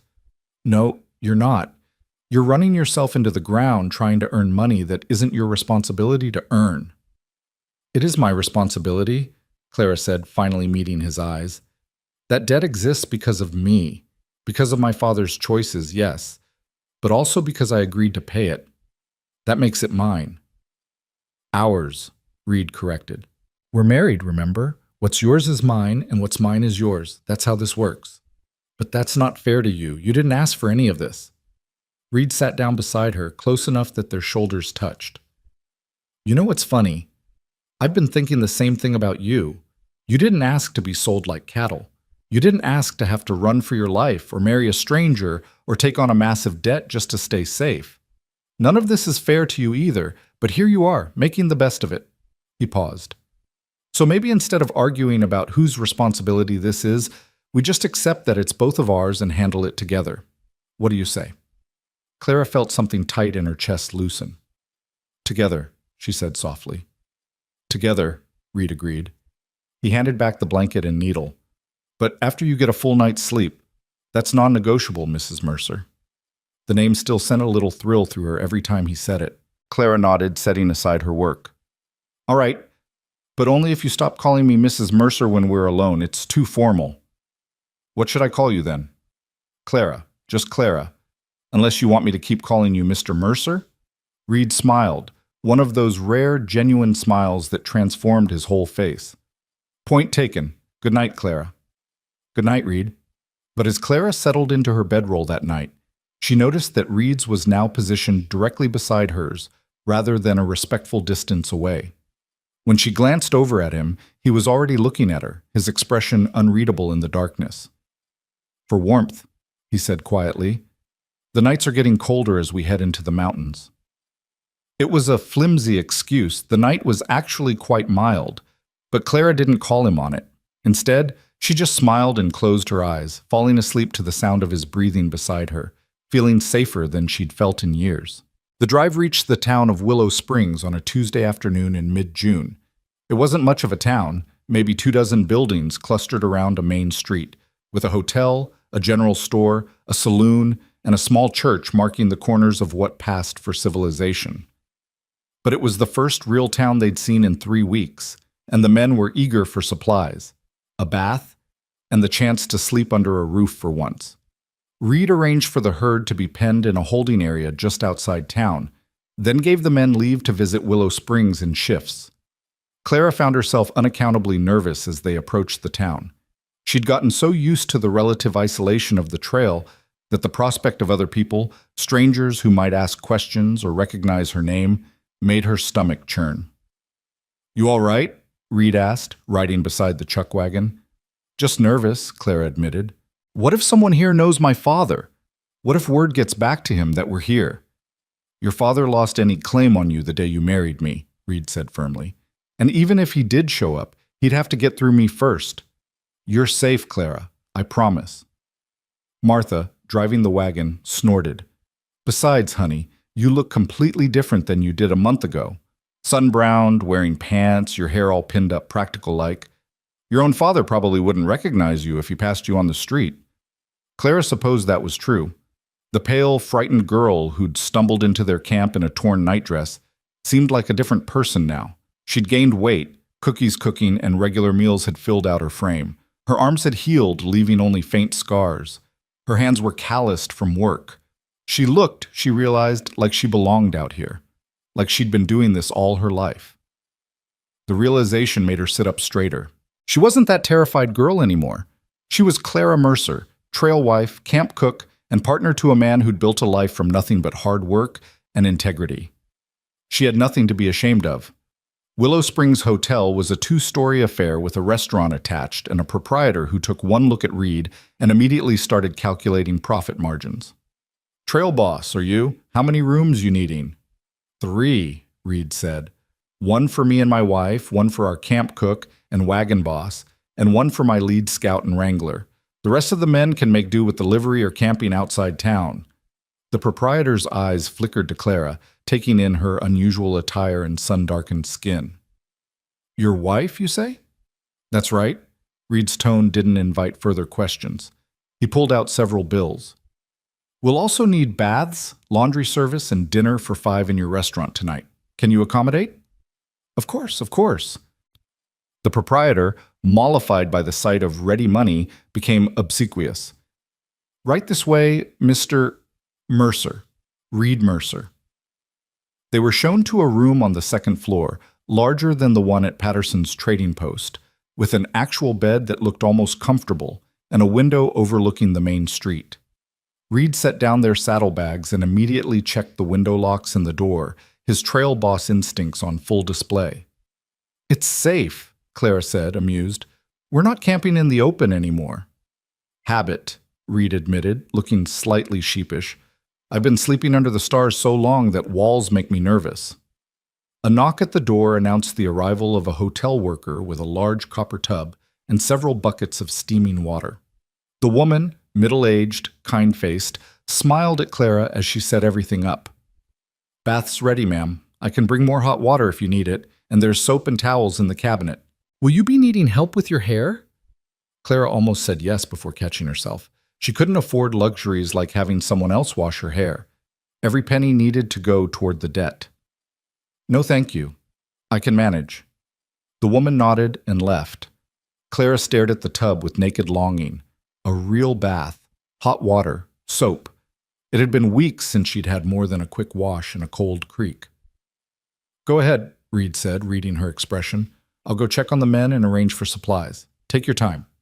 He left before she could respond, pulling the door closed behind him with a decisive click. Clara didn't waste another second. She stripped off her dusty clothes and sank into the hot water with a groan of pure bliss. The heat seeped into her sore muscles, washing away weeks of trail dust and exhaustion. She scrubbed her skin until it was pink, washed her hair twice, and let herself just float in the warmth until the water finally began to cool. By the time Reed returned an hour later, she was dressed in her one clean dress, the blue one from the wedding, with her hair brushed out and drying in loose waves down her back. She'd never seen herself look quite so feminine since leaving her father's ranch, and something about it made her feel vulnerable and powerful all at once. Reed stopped in the doorway, his hand still on the knob, and just stared. Clara felt heat rise in her cheeks under his scrutiny. "I can change back to pants if this is too—" "No," Reed said quickly. "No, you look beautiful." The word hung in the air between them, loaded with implications neither of them seemed ready to address. Clara tucked a strand of hair behind her ear, suddenly shy. "Thank you. The bath is still set up if you want to use it. I can have them bring fresh water." "That'd be good." Reed cleared his throat, looking anywhere but at her. "We're having dinner downstairs in an hour. Cookie, Martha, Danny, and Martin will be joining us. Sort of a celebration. We're making good time, the herd is healthy, and we're more than halfway to the summer grazing lands." "That sounds nice," Clara said. Reed nodded, still not quite meeting her eyes, and started gathering clean clothes. Clara slipped out to give him privacy, making her way downstairs to the hotel restaurant where Martha was already waiting. "Well, don't you clean up nice," Martha said with an approving smile. "Bet Reed nearly swallowed his tongue when he saw you." "Martha." "What? I've got eyes, honey. That man has been looking at you like you hung the moon for weeks now. About time you noticed." Clara sat down, fiddling with her napkin. "It's not like that between us. We're partners. Friends, maybe, but it's not romantic." Martha gave her a long, knowing look but said nothing. Fortunately, Cookie arrived before she could press the issue, followed quickly by Danny and Martin. They all looked strange without their trail dust, scrubbed clean, wearing actual town clothes, their faces bearing the pale marks where hat brims usually shaded their skin. Reed appeared last, and Clara's breath caught. She'd never seen him in anything but work clothes, but he'd somehow procured a proper shirt and jacket, and he'd shaved for the second time since she'd known him. He looked civilized, almost scholarly, though his weathered skin and calloused hands told the truth about his life. His eyes found hers immediately, and something passed between them, a spark of awareness, of appreciation, of something that had been building slowly but was suddenly impossible to ignore. Then Danny said something that broke the moment, and they all settled in for dinner. The meal was simple but delicious, real beef steaks instead of trail jerky, potatoes with butter, fresh bread, and coffee that didn't taste like boiled dirt. The conversation flowed easily, full of trail stories and gentle ribbing. Clara laughed until her sides ached at Cookie's impersonation of one of the younger cowboys trying to impress a girl at their last supply stop. But underneath the laughter and camaraderie, she was acutely aware of Reed beside her. His knee occasionally brushed hers under the table. His hand touched her back when he reached for the salt. His attention returned to her again and again, as if pulled by a magnet he couldn't resist. When dinner ended and the others drifted off to the saloon for cards and whiskey, Reed and Clara found themselves walking slowly back upstairs, neither quite ready to return to the confines of their shared room. "Thank you for tonight," Clara said as they reached their door. It was nice to feel normal for a while, to just be people having dinner instead of people running from something or working towards something. "We should do it more often," Reed said. "Once we deliver this herd and get paid, before we head back for another drive, we could—" He hesitated. "We could see what it's like to just be married for a while. Without the trail, without the work. Just us." Clara's heart started beating faster. "Reed, are you saying—" A door slammed somewhere down the hall, followed by raised voices. Reed's hand immediately moved to his gun, his body shifting to place himself between Clara and the source of the noise. But the voices faded, moving away from them, and after a moment Reed relaxed. "Sorry, still jumpy." "It's all right." Clara reached out and took his hand, not pulling him, just holding, offering comfort and connection. "Come on, let's go inside before something else breaks the moment." Reed's fingers tightened on hers. "Clara, what I was trying to say—" "I know," she interrupted gently, "and I want that too. To see what we could be without all the complications. But right now, can we just—" She gestured at the door. "Can we just go to bed? Together this time, not you on the floor or across camp, just together." Reed looked at her for a long moment, searching her face for something, permission, maybe, or certainty. Whatever he found must have satisfied him because he nodded slowly and opened the door. The room was dark except for moonlight streaming through the window.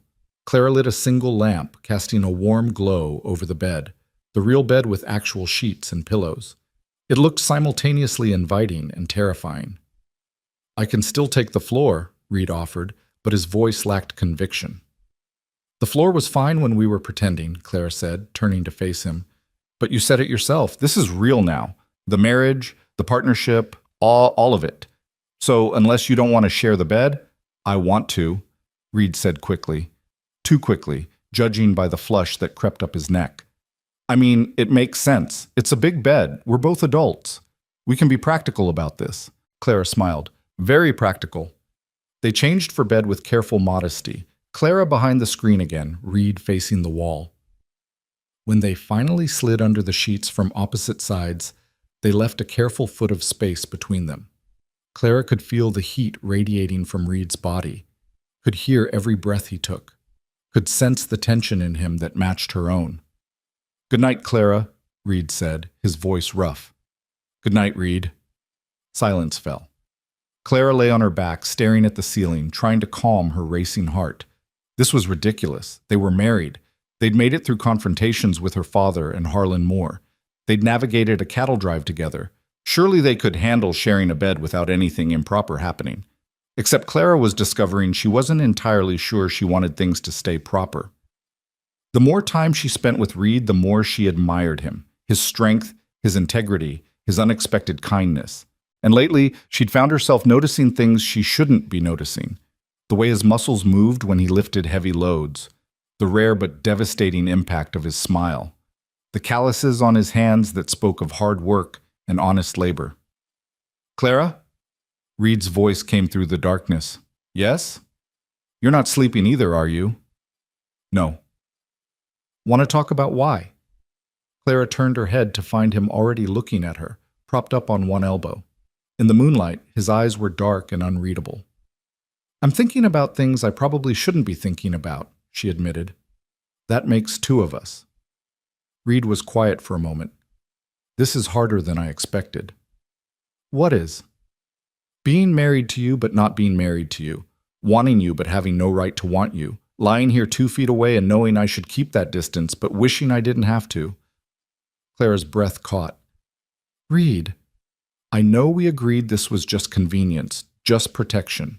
But Clara, somewhere along the way, it stopped being just anything, at least for me." He paused, and she could see him gathering courage. "I care about you. Not as a responsibility or a partner or even just a friend. I care about you the way a husband should care about a wife.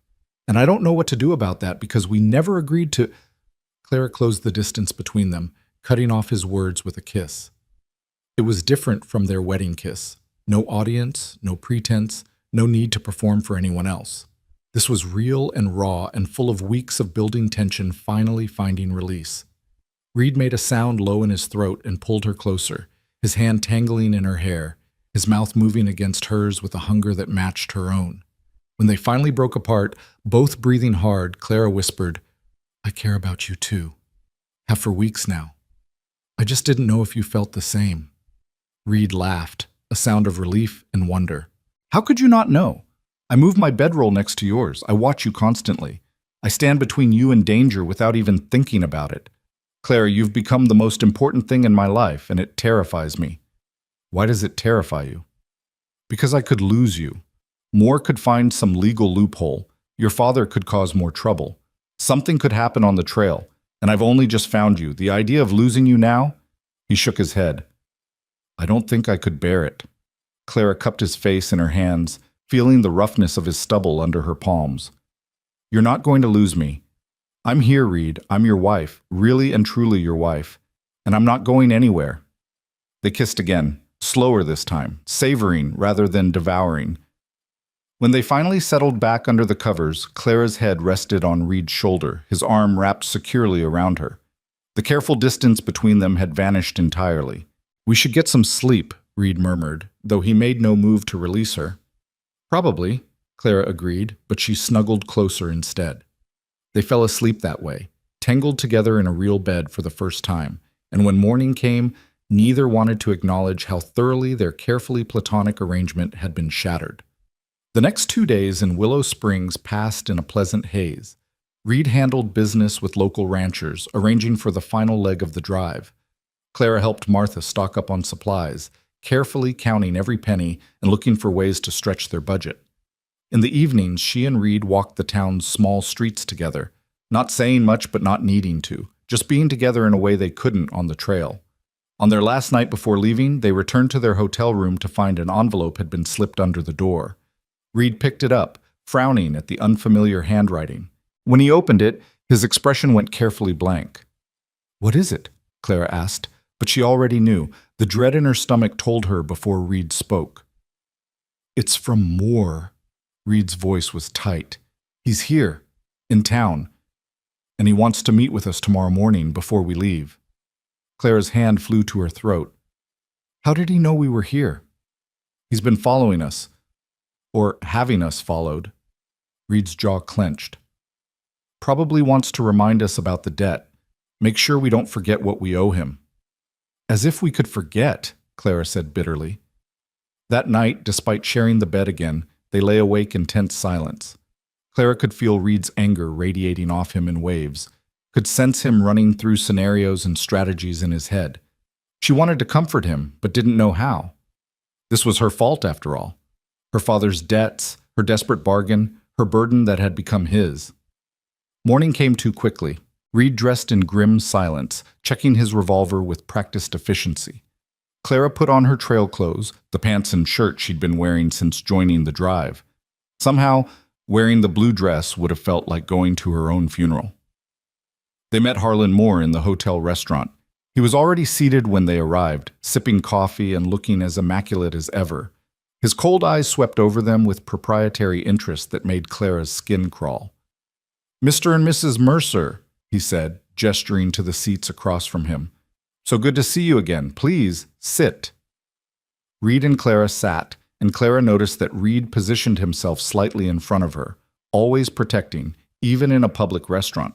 Moore noticed too, and his thin smile suggested he found it amusing. "I won't take much of your time," Moore said. "I know you're heading out today. I just wanted to check in on our agreement, make sure we're all clear on the terms." "We're clear," Reed said flatly. $700? 3 months from the day we made the deal. That gives us another 10 weeks. "Indeed, and how is your fundraising coming along?" "That's none of your business." "Oh, but it is my business, Mr. Mercer. You see, I've been thinking about our arrangement, and I've realized I may have been too generous with my terms." Moore set down his coffee cup with deliberate precision. 3 months is quite a long time. A lot can happen in 3 months. You could disappear into the wilderness. You could decide the debt isn't worth honoring. You could— "We gave you our word," Clara interrupted, her voice shaking with anger.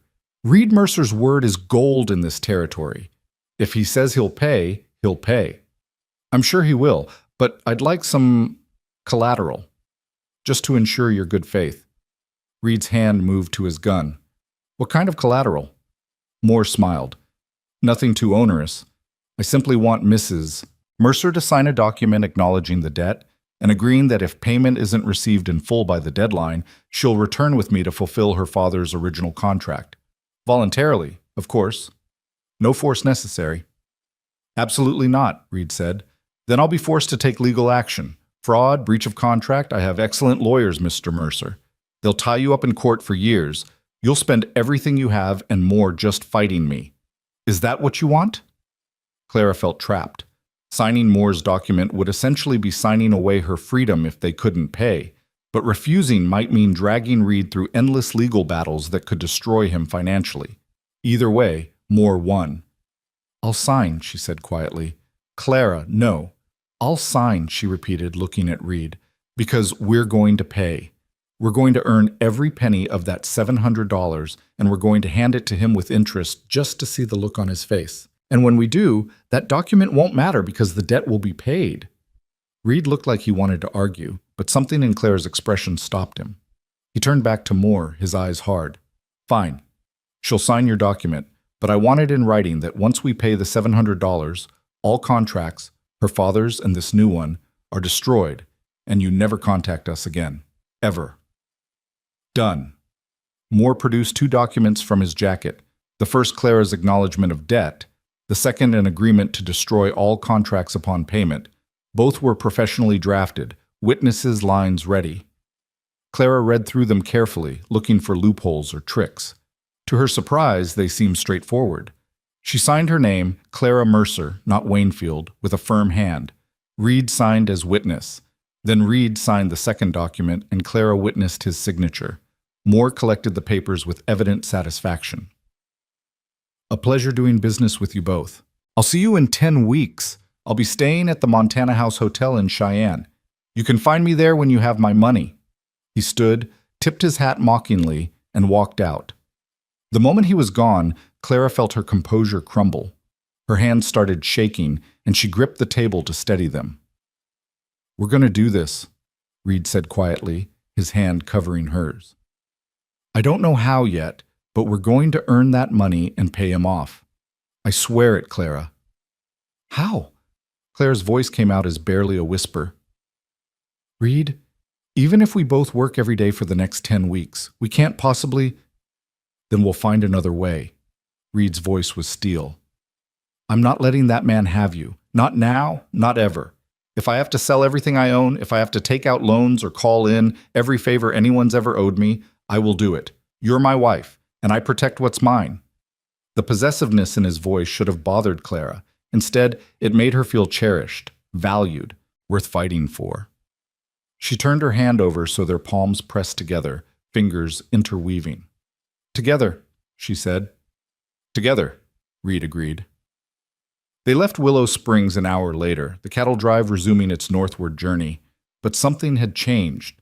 The easy camaraderie of the previous weeks was gone, replaced by a grim determination.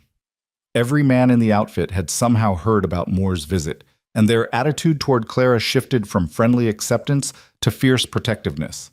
Danny took it upon himself to teach Clara how to shoot properly, spending his free time helping her improve her aim with her mother's revolver. If that snake Moore comes around again, you'll be ready, he said grimly.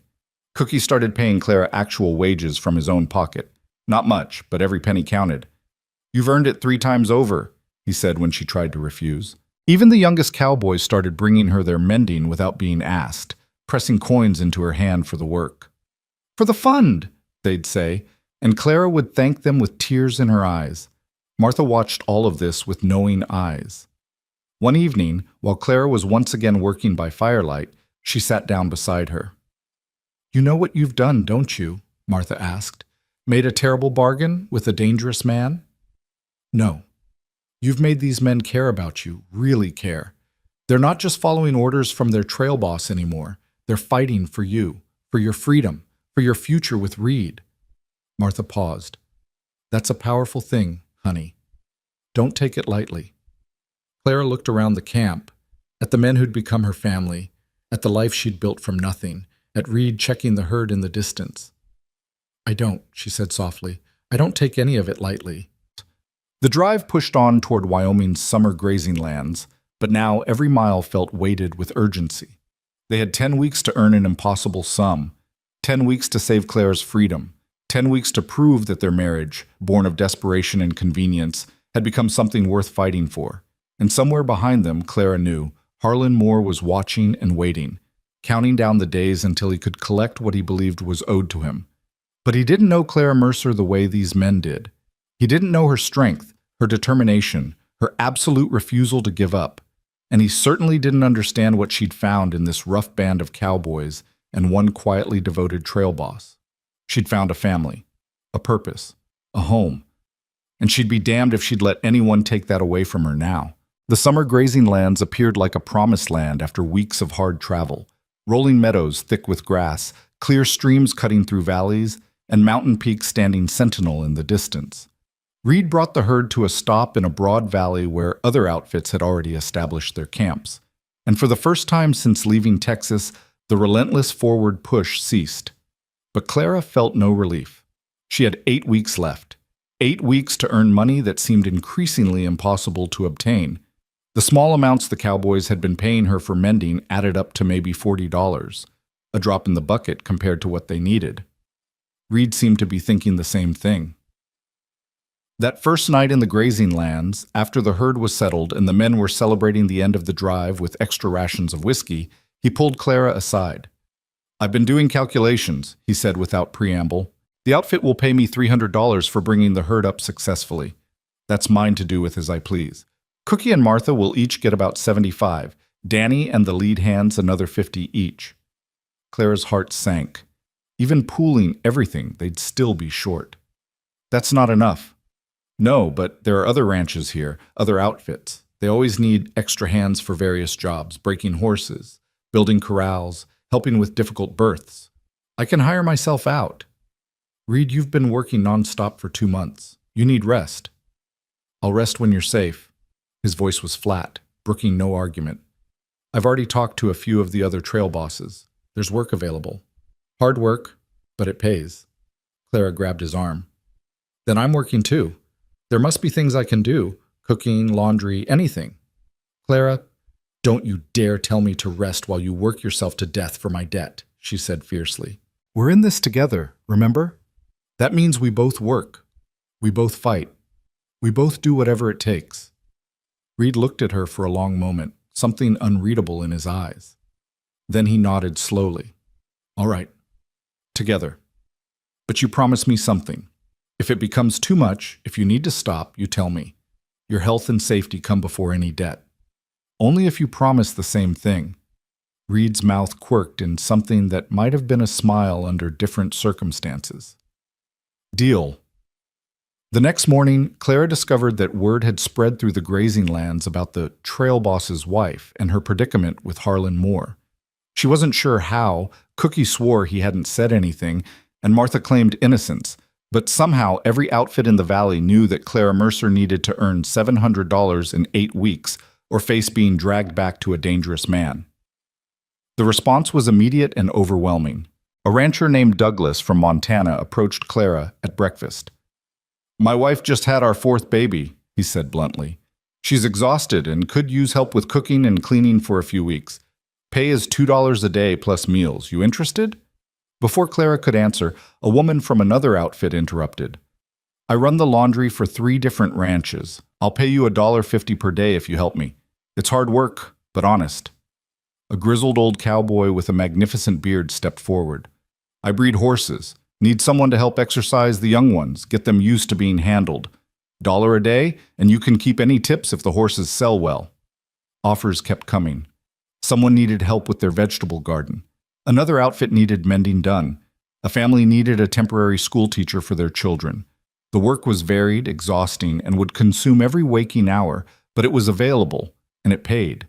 Clara looked at Reed, who'd been standing silently beside her, his expression carefully neutral. When their eyes met, she saw the conflict there.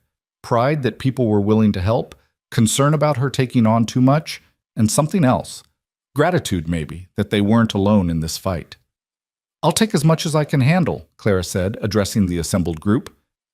"Thank you, all of you. You have no idea what this means to me." An older woman with steel gray hair and kind eyes stepped forward. "We know exactly what it means, honey. Most of us came west running from something or toward something. We take care of our own out here, and you're one of us now." The woman's name was Sarah, and she turned out to be the unofficial matriarch of the summer grazing lands, a widow who'd outlived 2 husbands and now ran a successful ranch with her 3 sons. She took Clara under her wing immediately, helping her organize the various jobs into a schedule that was brutal but manageable. "You'll work for the Douglas family mornings," Sarah said, writing everything down in a small notebook. "That's cooking and light cleaning. Afternoons, you'll help me with laundry. My girls can show you the routine. Evenings, you can do mending for whoever needs it. Sundays, you rest. And I mean it, girl. Sundays, you rest, or you'll collapse before the 8 weeks are up." Clara wanted to argue about Sundays, but Sarah's expression made it clear this wasn't negotiable. "Yes, ma'am." "Good. Now, let's talk about your husband. That man is going to work himself into an early grave if someone doesn't manage him, and I'm deputizing you for that job." As if summoned, Reed appeared, leading his horse. He'd already secured work with an outfit that needed help breaking a string of wild horses. Dangerous, exhausting labor that paid well precisely because it was so risky. "Reed Mercer, you stop right there," Sarah commanded. Reed stopped, looking startled.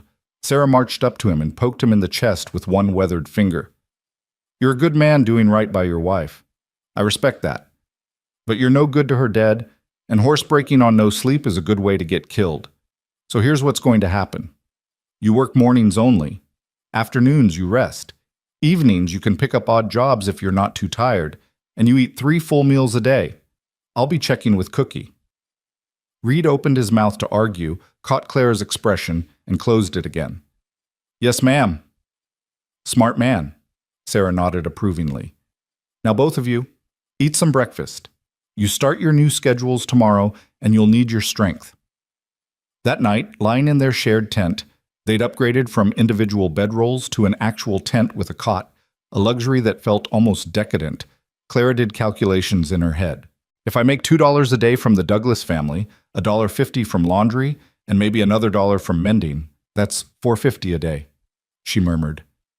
"Times 6 days a week is $27 weekly. Times 8 weeks is—" Her heart sank. $216. "Reed, even with your earnings, we're going to be short." Reed rolled over to face her in the darkness. "We'll find a way to make up the difference. Maybe some of the horses I break will sell early, and I'll get a bonus. Maybe you'll get tips.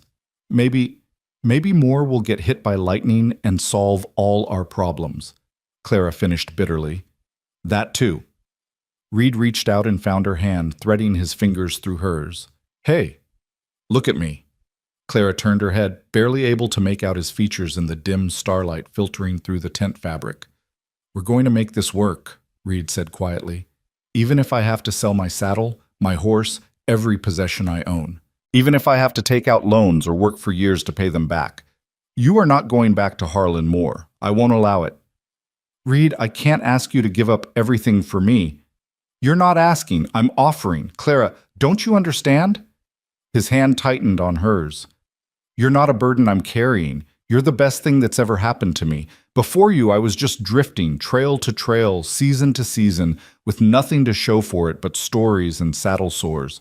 But you gave me a purpose, a reason to want something more than just the next drive. You gave me a future worth fighting for." Clara's throat tightened. "I don't deserve you. That's where you're wrong. We deserve each other. And we're going to prove it by beating Moore at his own game." They fell asleep holding hands, and when morning came, they threw themselves into work with renewed determination. Clara's days became a blur of endless labor. She'd wake before dawn to help Cookie with breakfast for Reed's outfit, then hurry to the Douglas ranch where she'd cook for a family of 6, clean their small house, and help Mrs. Douglas with the baby. The woman was exhausted and grateful, often pressing extra coins into Clara's hand with whispered thanks. Afternoons were spent at Sarah's laundry operation, backbreaking work that involved hauling water, heating it over fires, scrubbing clothes against washboards until her hands were raw, and hanging everything to dry. But Sarah and her daughters made the work bearable with constant conversation, bawdy jokes, and a steady stream of gossip about everyone in the valley. It was through Sarah that Clara learned about the other women like her, women who'd come west running from bad situations, women who'd built new lives through sheer determination. There was Margaret, who'd escaped an abusive husband and now ran a successful boarding house. There was Chen Li, who'd survived the Chinese Exclusion Act and now operated the best restaurant in 3 territories. There was Three Birds, a Cheyenne woman who'd married a white rancher and now managed the largest horse breeding operation in Wyoming. "You're in good company," Sarah told Clara one afternoon while they folded sheets. "Western women are tough because we have to be. But we're also free in ways women back east can't imagine. No one here cares about your past or judges your choices. We just care about your character and your work ethic. And honey, you've got both in spades." Evenings, Clara would return to camp exhausted but unable to rest. She'd set up her mending station by the fire and work until her eyes blurred, fixing torn shirts and pants for anyone who asked. The cowboys would keep her company, telling stories and making sure she didn't fall asleep with a needle in her hand. Reed's schedule was equally punishing. Every morning he'd head to the breaking corrals where the wild horses were kept. Clara would watch from a distance sometimes, her heart in her throat, as he climbed onto the back of 1,000 pounds of furious horseflesh. He was good. Better than good, actually. He had a way with the animals, a patience and calm that eventually won them over. But it was dangerous work, and Clara saw him come back more than once with bruises, cuts, and a limp he tried to hide. "You need to rest," she told him one evening after he'd been thrown particularly hard. "I'm fine," he said, though he winced when he sat down. "You're hurt." "Just bruised. I've had worse." Clara knelt in front of him and started checking his ribs, ignoring his protests. Sure enough, she found swelling on his left side. "You might have cracked a rib." "Might have, but it'll heal. I've got work tomorrow." "Reed, if you get seriously injured, you can't work at all. Then what good are you to either of us?" He caught her hand, stilling her worried examination. "Clara, I know you're concerned, but I've been breaking horses since I was 15. I know my limits." "Do you?" "Because from where I'm standing, you're pushing way past them." They stared at each other, both stubborn, both exhausted, both terrified of failure. Finally, Reed sighed. "All right, I'll take tomorrow morning off. Let the ribs start healing, but then I'm back at it. We don't have time for extended rest." It was a compromise Clara had to accept.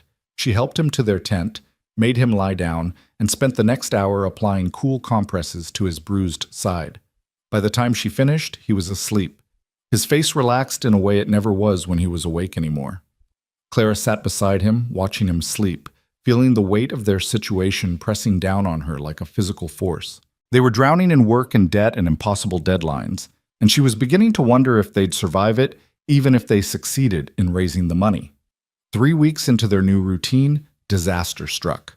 Clara was at the Douglas Ranch, elbow deep in bread dough, when Mrs. Douglas let out a cry. Clara rushed to the bedroom to find the woman pale and shaking, blood seeping through her nightgown. "Something's wrong," Mrs. Douglas gasped. "The bleeding, it shouldn't be this much. Please, get the doctor." Clara ran. The nearest doctor was in the small town 5 miles away, and Clara didn't have a horse. She ran the entire distance, her lungs burning, her legs screaming, arriving at the doctor's office nearly delirious with exhaustion and fear. The doctor, a competent woman named Dr. Helena Price, took one look at Clara's face and grabbed her medical bag. "Where?"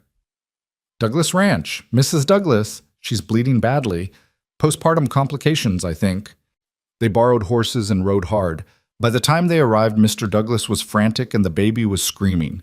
Dr. Price went to work immediately, barking orders at Clara, who obeyed without question despite having no medical training. Hours passed in a blur of boiling water, clean bandages, and increasingly worried looks from the doctor. Finally, as the sun set, Dr. Price emerged from the bedroom looking exhausted, but satisfied. "She'll live. It was close, but she'll recover fully with rest and proper care." Mr. Douglas nearly collapsed with relief. He grabbed Clara's hands, tears streaming down his face. "You saved her. If you hadn't gotten the doctor so fast—" He couldn't finish. Dr. Price put a hand on Clara's shoulder. "You did well. Quick thinking and decisive action. Have you ever considered medical work? I'm just a trail cook, Clara said, suddenly aware of how close she'd come to watching someone die. You're more than that, much more. Dr. Price turned to Mr. Douglas. Your wife will need help for the next few weeks. Someone to cook, clean, and watch for complications. Can Clara stay? Clara's heart sank. More work meant more money, but she was already stretched beyond her limits. Still, how could she say no? Mrs. Douglas had nearly died, and the family needed help. Of course, she heard herself say. I'll stay as long as you need me. Mr. Douglas offered double her usual wages plus room and board. It was generous, too generous to refuse, but it meant Clara would be living at the Douglas Ranch instead of with Reed, working even longer hours, seeing her husband only on Sundays. When Reed heard the news, he looked gutted, but he understood. You did the right thing, he said, pulling her into his arms. You saved that woman's life. Of course you have to help them. But I'll barely see you. I know, but it's only for a few weeks. We'll manage. They spent that last night together in their tent, holding each other close, neither wanting to acknowledge that their already limited time together was being cut even shorter. When dawn came, Clara gathered her few belongings and moved to the Douglas Ranch, and their separation began. The next 4 weeks were the hardest of Clara's life. She worked from before dawn until well after dark, caring for Mrs. Douglas, managing the household, and helping with the children. The Douglas family was kind and grateful, but Clara felt the absence of Reed like a physical ache. She'd gotten used to falling asleep beside him, to the sound of his breathing in the darkness, to the way he'd reach for her hand even in sleep. On Sundays, they'd meet in the valley between the ranch and the grazing lands. Reed always looked worse, more bruises, more exhaustion etched into his features, but he'd smile when he saw her and pull her into his arms, and for a few hours they could pretend everything was normal. 5 weeks left, Reed said one Sunday, lying in the grass with Clara's head on his shoulder. We're at about $450 now. We're getting close. Not close enough, Clara said. They both knew it. Even with their accelerated earnings, they'd be lucky to reach $600. They were still $100 short with time running out. Something will come through, Reed said, but his voice lacked conviction. That something came from an unexpected source. Dr. Price, who'd kept in touch with Clara throughout her time at the Douglas Ranch, appeared one Sunday with a proposition. I'm opening a clinic in town, she explained. Nothing fancy, just a small building where people can come for medical care, but I need help. Someone to assist with patients, keep records, handle instruments. Someone with steady hands and a calm head in emergencies. She looked at Clara directly. Someone like you. The pay would be $2 a day, and you'd learn actual medical skills. Interested? Clara's mind raced. $2 a day on top of what she was already earning could make the difference. But it would mean even less time with Reed, even more exhaustion piled onto an already crushing load. She looked at Reed, who'd been silent throughout Dr. Price's offer. His expression was carefully neutral, but she knew him well enough now to read the cost calculation happening behind his eyes. Take it, he said quietly. We need every dollar we can get. But Reed, take it, Clara, please, we're so close. Let's finish this. So Clara took the job. Between the Douglas Ranch, Sarah's laundry, evening mending, and now assisting Dr. Price, she worked nearly 18 hours a day. She lost weight. Dark circles appeared under her eyes. Her hands developed permanent calluses and cracks that wouldn't heal. But the money grew. Slowly, painfully, it grew. Reed pushed himself equally hard. In addition to horse breaking, he'd taken on night work, helping build corrals, repairing wagons, anything that needed doing. He sent word through Danny that he was fine, that Clara shouldn't worry, but when she saw him on Sundays, she barely recognized the man who'd married her. He'd lost weight too, his face gaunt and shadowed with exhaustion that went bone deep. We have to stop, Clara said one Sunday, when Reed was so tired he could barely keep his eyes open. This is killing us both. Maybe we should just run. Go somewhere more can't find us. And spend the rest of our lives looking over our shoulders? Reed shook his head. No, we're going to beat him. We're going to pay every penny and walk away free. We're too close to give up now. How much do we have? Reed pulled out a small notebook where he'd been tracking every dollar earned, every expense, every penny saved. As of this morning, $637. Clara's breath caught. Reed, that's almost enough. We have 2 weeks left. If we keep this pace, we'll make it. We'll actually make it. For the first time in weeks, Clara felt something like hope flicker in her chest. 2 more weeks of this brutal schedule, and they'd be free. Free of debt, free of more. Free to actually live the life they'd been building together. 2 more weeks, she whispered. We can do 2 more weeks. Reed pulled her close, and they sat together in the afternoon sun, both of them battered and exhausted, but finally able to see the end of their ordeal.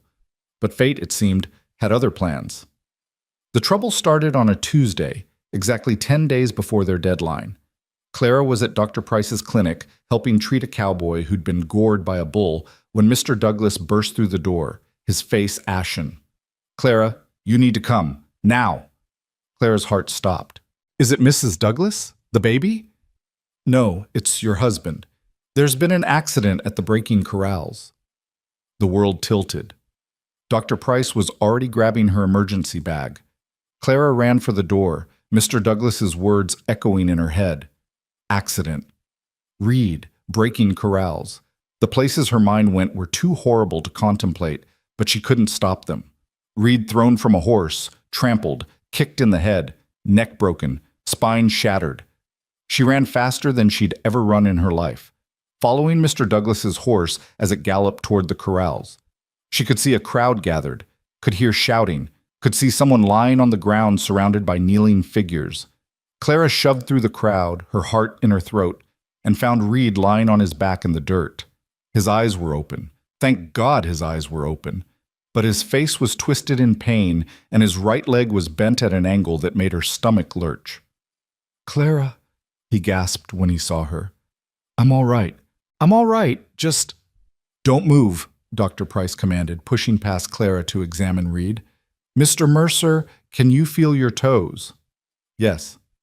"Wiggle them for me." Reed's boot shifted slightly. "Good. Now stay very still while I examine this leg." Clara knelt beside Reed's head, taking his hand. It was clammy and shaking. "What happened?" "Horse spooked," one of the other breakers explained. "Threw Reed straight into the fence. Heard the crack from 50 feet away." Dr. Price's examination was quick but thorough. When she sat back, her expression was grave. "Clean break of the tibia and fibula. Could be worse. It's not compound, and there's no apparent damage to the knee or ankle. But Mr. Mercer, you won't be working for at least 6 weeks, maybe 8. 6 weeks. The words landed like a death sentence. They had 10 days to earn the remaining $63, and Reed, their primary earner, was now completely unable to work. Clara saw the same calculation happening in Reed's eyes, saw the devastation, the guilt, the fear. His hand tightened on hers. "I'm sorry," he whispered. "Clara, I'm so sorry. I've ruined everything." "No!" Clara's voice was fierce. "You haven't ruined anything. Accidents happen. We'll figure this out." But even as she said it, she had no idea how. Dr. Price and 2 of the stronger cowboys fashioned a stretcher and carried Reed back to camp. The doctor set his leg with grim efficiency, splinted it properly, and gave Clara instructions for care. "Keep the leg elevated. Watch for swelling, fever, or signs of infection. If any of those develop, come get me immediately. He needs to stay off it completely for at least 2 weeks, then we'll reassess." She looked at Clara with sympathy. "I know your situation. This is terrible timing." Terrible was an understatement. That night, after making Reed as comfortable as possible in their tent, Clara sat by the fire and did the math. Without Reed's income, she'd have to somehow earn $63 in 10 days, working only the jobs she already had. It was impossible. Mathematically, literally impossible. Sarah found her there an hour later, staring into the flames. "Heard about Reed. How is he?" "Leg's broken. He can't work for weeks." Sarah sat down heavily beside her. "And your deadline is 10 days. How much short are you?" $63. Sarah was quiet for a long moment. Then she reached into her pocket and pulled out a small leather pouch. "I've got about $40 saved up. It's yours." Clara's head snapped up. Sarah, no. I can't take your savings. You can, and you will. Consider it a loan if it makes you feel better. Pay me back when you're able. Before Clara could respond, other people started appearing. Cookie pressed $20 into her hand, his entire wages from the drive. Martha gave her 15. Danny gave 10. One by one, the cowboys and families who'd come to care about Clara and Reed over the summer appeared with whatever money they could spare. This is for that time you stayed up all night mending my wedding shirt, one cowboy said. For teaching my daughter to read, a rancher's wife offered. For helping birth my mare's foal, another added. For being kind when nobody else was. Clara tried to refuse, tried to insist she couldn't take their money, but they wouldn't hear it. By the time the last person had contributed, Clara was crying openly, overwhelmed by the generosity of people who had so little themselves. When she counted it all, she had $103, enough to pay more with $40 to spare. She stumbled back to the tent where Reed was half asleep on pain medication and told him what had happened. He stared at her in disbelief. They gave us the money? Just gave it? Not gave, loaned.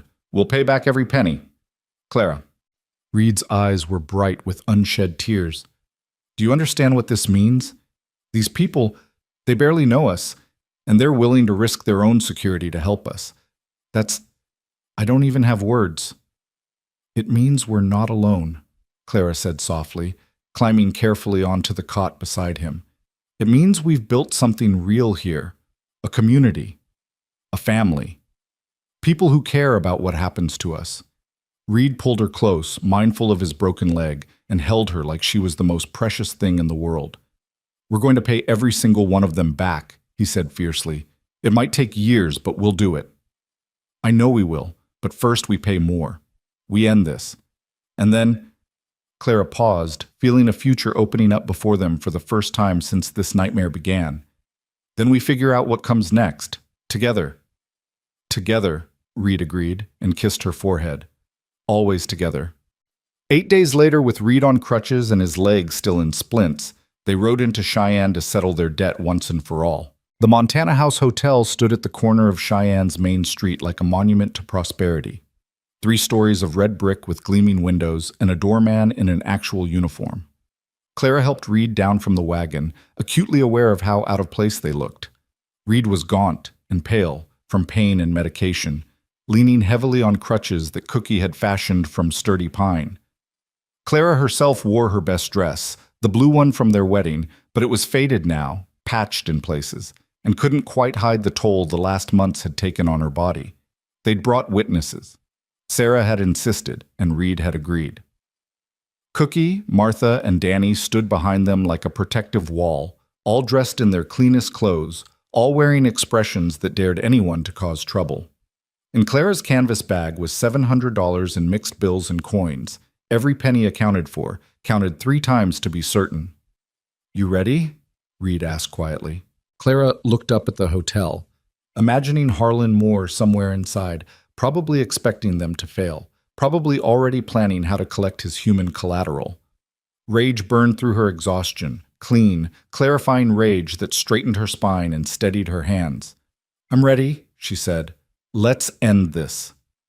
The hotel lobby was everything the frontier wasn't: polished wood, thick carpets, crystal chandeliers that caught the afternoon light. The desk clerk took one look at their group, and his expression shifted from welcoming to suspicious. Can I help you folks? We're here to see Harlan Moore, Reed said. He's expecting us. The clerk's eyebrows rose. Mr. Moore is in the restaurant taking his lunch. I'm not sure he wants to be disturbed. He'll want to see us, Clara interrupted. Trust me. Something in her voice made the clerk reconsider. He gestured toward a set of double doors. Through there. But if there's any trouble, there won't be, Reed said firmly. He said, we're just here to settle a debt. The restaurant was half full of well-dressed diners eating from china plates with silver utensils. Conversations died as Clara's group entered, dozens of eyes tracking their progress across the room. Clara kept her head high, her hand tight on the canvas bag, refusing to be intimidated by the stares. Harlan Moore sat at a corner table, a newspaper spread before him, a plate of steak and potatoes at his elbow. He looked up as they approached, and Clara saw surprise flicker across his face before his usual cold mask settled into place. "Well, well," Moore said, setting down his fork with deliberate precision. "The Mercers. And with an entourage, I see. I confess, I didn't expect you to actually show up.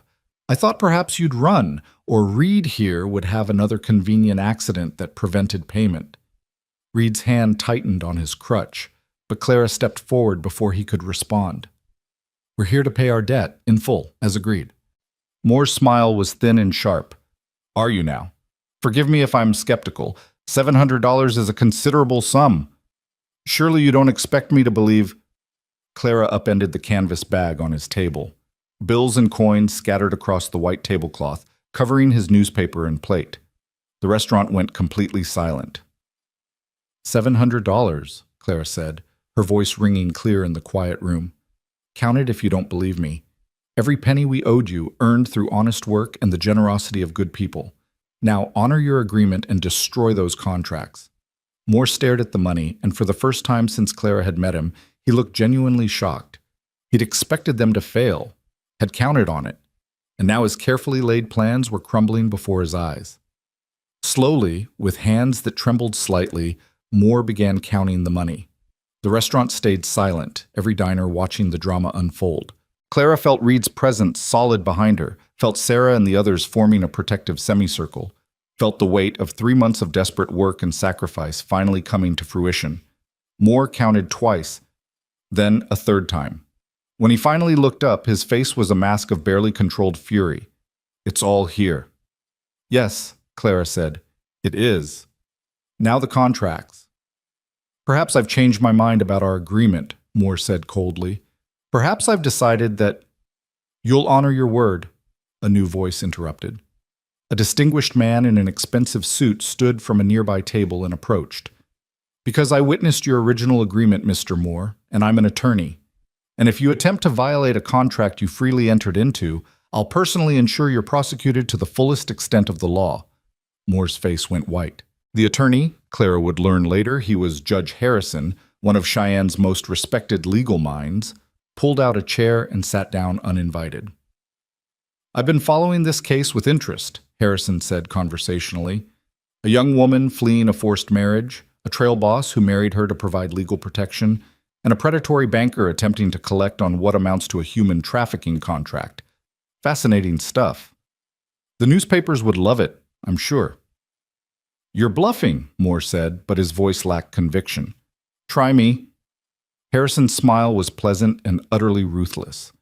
"I have connections at every major newspaper between here and San Francisco. One telegram from me, and your name becomes synonymous with the kind of behavior that ended slavery. Think that will be good for your banking business, Mr. Moore?" The silence stretched. Moore's hands clenched on the table, his knuckles white. Finally, with movements that suggested each one caused him physical pain, he reached into his jacket and pulled out 2 documents, Clara's father's contract and the acknowledgement of debt she'd signed in Willow Springs. "Witness destruction, if you please," Harrison said, still pleasant. Moore held the contracts over a candle on the table. The papers caught, blackened, and curled into ash. Clara watched them burn, feeling 3 months of fear and exhaustion burn with them. When the last ember died, she took a deep breath, the first truly free breath she'd taken since jumping through her bedroom window. "We're done here," Reed said, his voice rough with emotion. "You stay away from us, Moore. Forever.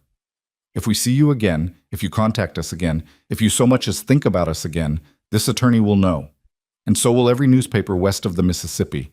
Are we clear?"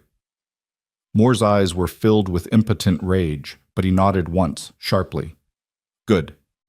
Reed turned to Clara, his expression softening. "Let's go home."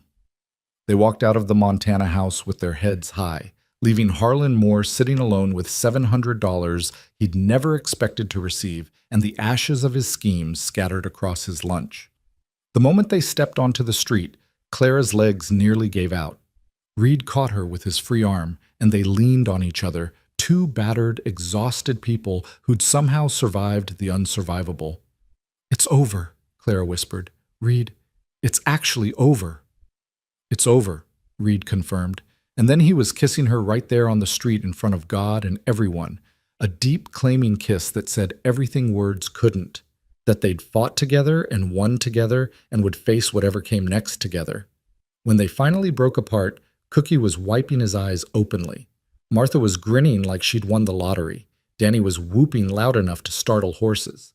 And Sarah was nodding with satisfaction, as if this outcome had been inevitable all along. "Now what?" Clara asked, looking up at Reed. "Now," Reed said, "we figure out what we actually want.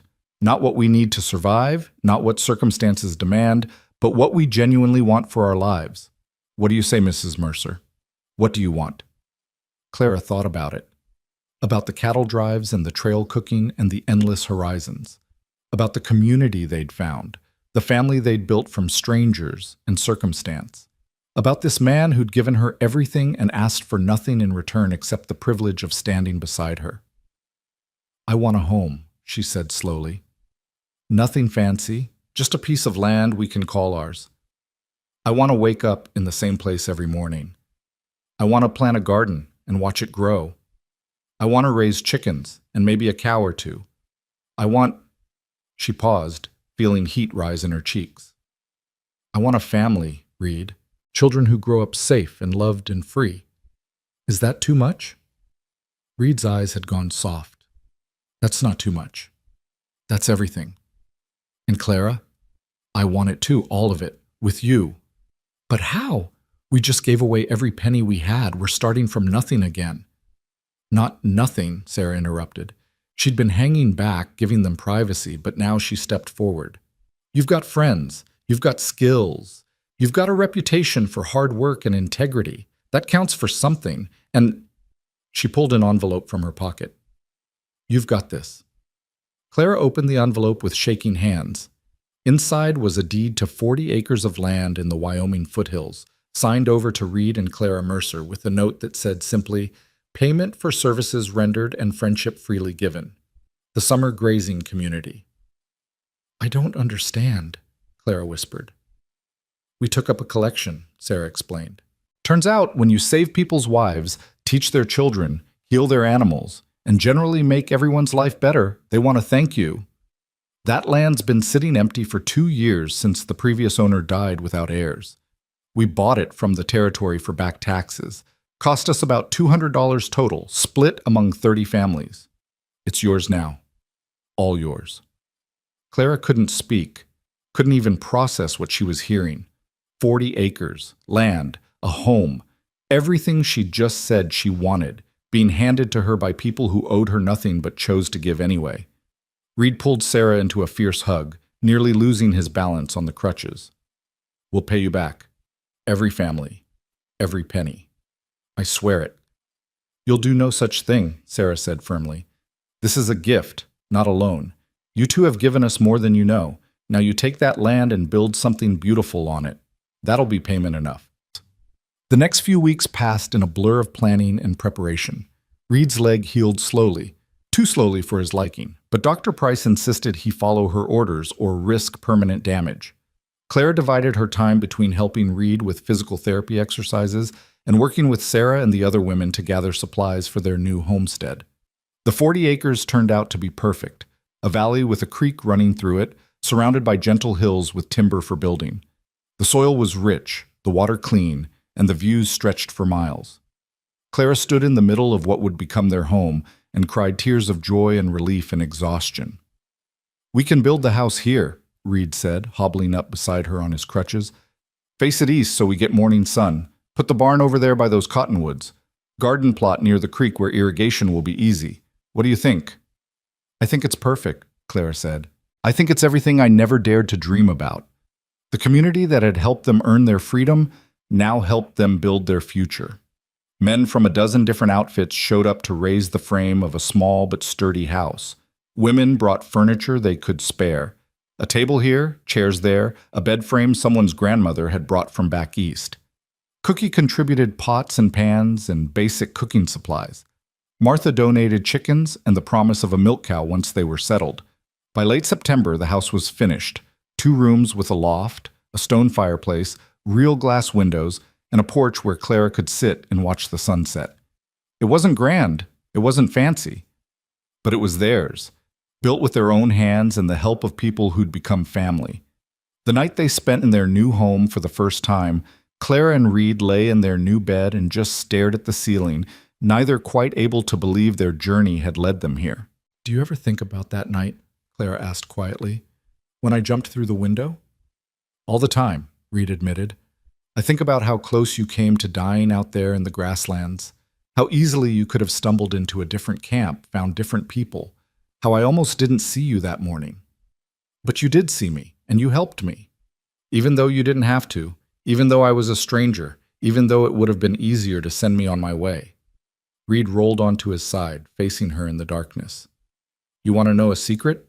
The moment I saw you, bloody and terrified and trying so hard to be brave, something in me just knew. I couldn't have turned you away if I'd tried. It was like my whole life had been leading me to that moment, to you." Clara touched his face, feeling the familiar roughness of his stubble, the strong line of his jaw. "I used to think my father ruined my life, but now I wonder if maybe he accidentally gave me the greatest gift. Because if he hadn't tried to force me to marry more, I never would have run. And if I hadn't run, I never would have found you." "Strange way to find a husband," Reed agreed, "but I wouldn't change a single thing, even the hard parts, even more in the debt and breaking my leg. Because it all led us here, to this moment, to this life we're building together." They made love for the first time that night, not out of obligation or expectation, but because they wanted to, because their paper marriage had become real in every way that mattered, because after months of fighting side by side, they finally had the freedom to simply love each other. Afterward, wrapped in each other's arms, Clara whispered, "I'm home. Finally, truly home." "We both are," Reed murmured into her hair. "We both are." Winter came early that year, blanketing their valley in snow and giving them time to settle into domestic life. Clara learned to bake bread in her new oven and make preserves from the wild berries they'd picked in fall. Reed healed fully and spent his days building furniture, repairing fences, and planning for spring planting. They developed routines: coffee on the porch every morning, evening walks to check on the animals, nights spent reading by the fire, or just talking about their dreams for the future. It was during one of those quiet evenings in late January that Clara realized she'd missed her monthly courses. Twice. She sat with the knowledge for a few days, afraid to hope, afraid to be disappointed. But when a third week passed and she woke up nauseous for the fifth morning in a row, she couldn't ignore it anymore. She found Reed in the barn mucking out stalls and just blurted it out. "I think I'm pregnant." Reed dropped the pitchfork, stared at her. "You think?" "I'm late, very late, and I've been sick every morning, and She gestured vaguely at her chest. "Things feel different. I can't be certain without seeing Dr. Price, but I think we're going to have a baby." Reed closed the distance between them in 3 strides and swept her into his arms, spinning her around despite her laughing protests. "A baby! Clara, we're going to have a baby." "Maybe," she cautioned, but she was grinning. "Probably, if Dr. Price confirms it." Dr. Price confirmed it a week later. Clara was approximately 3 months along, which meant the baby had been conceived sometime during those desperate weeks when they'd been working themselves to exhaustion to pay off more. The irony wasn't lost on either of them. "We made a life while fighting for our lives," Clara marveled. "Seems appropriate somehow," Reed said, his hand resting protectively on her still flat stomach. "This baby is going to be tough as nails, born from parents who survived the unsurvivable." Word of Clara's pregnancy spread through the community like wildfire. Suddenly, their modest home was flooded with gifts: baby clothes, blankets, a beautiful cradle that one of the craftsmen had carved from local wood. Sarah appeared with enough advice to fill a book and the firm instruction that Clara was not to overwork herself. "You nearly killed yourself earning that money," Sarah said bluntly. "You don't get to do that again. This baby needs a healthy mother, and your husband needs his wife. So you rest, you eat well, and you let other people help for once. Understood?" Clara, who'd spent her entire life being told she was a burden, found herself surrounded by people who actively wanted to help her, who considered it a privilege rather than an obligation. It was disorienting and wonderful, and sometimes overwhelming. Spring came with new life bursting from every corner of their valley. Reed planted crops while Clara tended her rapidly expanding garden. The cow Martha had promised arrived, along with a bull calf for breeding. The chickens produced more eggs than they could eat. Their little homestead was thriving. In May, exactly 1 year after Clara had fled through her bedroom window, they received an unexpected letter. It was from Judge Patterson, the man who'd married them at the trading post. Inside was a newspaper clipping and a brief note. The clipping was an obituary. Harlan Moore had died in a riding accident, thrown from his horse and breaking his neck. There were no suspicious circumstances, the article said, though it noted that Moore had been drinking heavily since suffering a business setback the previous fall. Patterson's note said simply, "Thought you'd want to know you're truly free. May your lives be filled with joy. JP." Clara and Reed burned the clipping together, watching the last physical reminder of Harlan Moore turn to ash in their fireplace. That chapter of their lives was finally completely closed. Summer brought their baby. Clara went into labor on a hot August afternoon, with Sarah and Dr. Price both in attendance. Reed paced outside like a caged animal, driving Danny, who'd stopped by to visit, absolutely crazy with his nervous energy. "She's going to be fine," Danny said for the 20th time. "Dr. Price is the best there is, and Sarah's delivered half the babies in the territory. Clara's strong. She'll be fine." "You don't know that," Reed said, turning on him. "Women die in childbirth. Strong women, healthy women. What if—" A baby's cry cut through his panic. Reed froze, his eyes going wide. The door opened and Sarah appeared, grinning. "Congratulations, Papa. You have a son, and your wife is tired but doing beautifully. Come meet your boy." Reed stumbled into the bedroom on shaking legs. Clara lay propped up on pillows, sweaty and exhausted and more beautiful than he'd ever seen her. In her arms was a tiny, red-faced infant with a surprisingly loud voice. "Reed," Clara said softly, "come meet our son." Reed approached slowly, reverently, and looked down at the baby for the first time. His son. His and Clara's. A whole new person who existed because two desperate people had found each other against all odds and built something real from nothing. "He's perfect," Reed whispered, tears streaming down his face. "Clara, he's absolutely perfect." "What should we name him?" Clara asked. They'd discussed names for months but never quite settled on one. Now looking at their son, Reed knew exactly what he wanted. "William," he said, "after your mother. William Mercer. Billy for short." Clara's eyes filled with tears. "You want to name him after my mother?" "She gave me you," Reed said simply. "She raised you to be strong and brave and kind. That's a legacy worth honoring." So William, Billy, Mercer entered the world, welcomed by parents who'd survived everything fate threw at them and emerged stronger for it. The community celebrated his arrival with a party that lasted 3 days. Cookie baked a cake. Martha brought gifts. Sarah declared herself honorary grandmother and announced she'd be checking on the baby weekly, whether they liked it or not. The years that followed were everything Clara had dreamed of during those desperate nights on the trail. She and Reed built their homestead into a thriving ranch. They had 2 more children, a daughter they named Martha, and another son they named James. Their home was always full of laughter, always open to travelers who needed help, always a place where people running from bad situations could find refuge. Reed never went back to trail bossing. He'd found something better. A life rooted in one place, surrounded by family and community. He became known as a fair man to do business with, someone whose word was his bond, someone who helped his neighbors without expecting anything in return. Clara became a healer in her own right, studying with Dr. Price and eventually taking over much of the medical care for their valley. She taught other women what she'd learned, passed on the lessons of survival and strength that had kept her alive when everything seemed hopeless. They paid back every penny they'd borrowed, even though their creditors insisted it wasn't necessary. It took 5 years, but they did it, marking off each debt with satisfaction. When the last payment was made, Sarah threw another party. "You didn't have to do this," she told Clara for the 100th time. "Yes, we did," Clara said firmly. "You all saved my life. The least I could do was honor that gift by proving I was worth saving." "Oh, honey," Sarah said, pulling Clara into a hug. "You proved that the day you kept fighting when most people would have given up. The rest was just details." On a warm September evening, 20 years after Clara had jumped through that window, she sat on her porch watching the sunset paint the mountains gold. Reed sat beside her, their hands intertwined, comfortable in the silence that came from decades of partnership. Their children were grown now, Billy working his own piece of land nearby, Martha married to a good man from town, James studying medicine back east with plans to return and work with Clara. "Do you ever regret it?" Clara asked, breaking the peaceful silence. "Marrying a desperate girl you didn't know? Taking on all the complications that came with me?"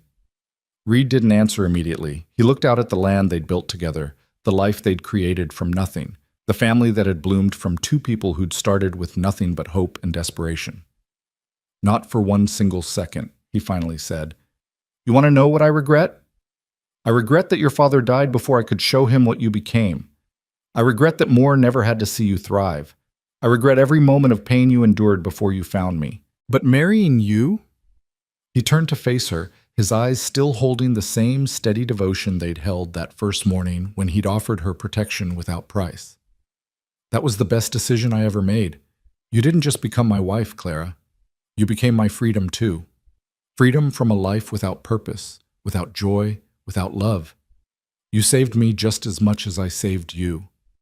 Clara leaned her head on his shoulder, feeling the solid warmth of him, the permanent safety of a man who'd stood between her and danger, who'd worked himself nearly to death for her freedom, who'd built her a home and filled it with love.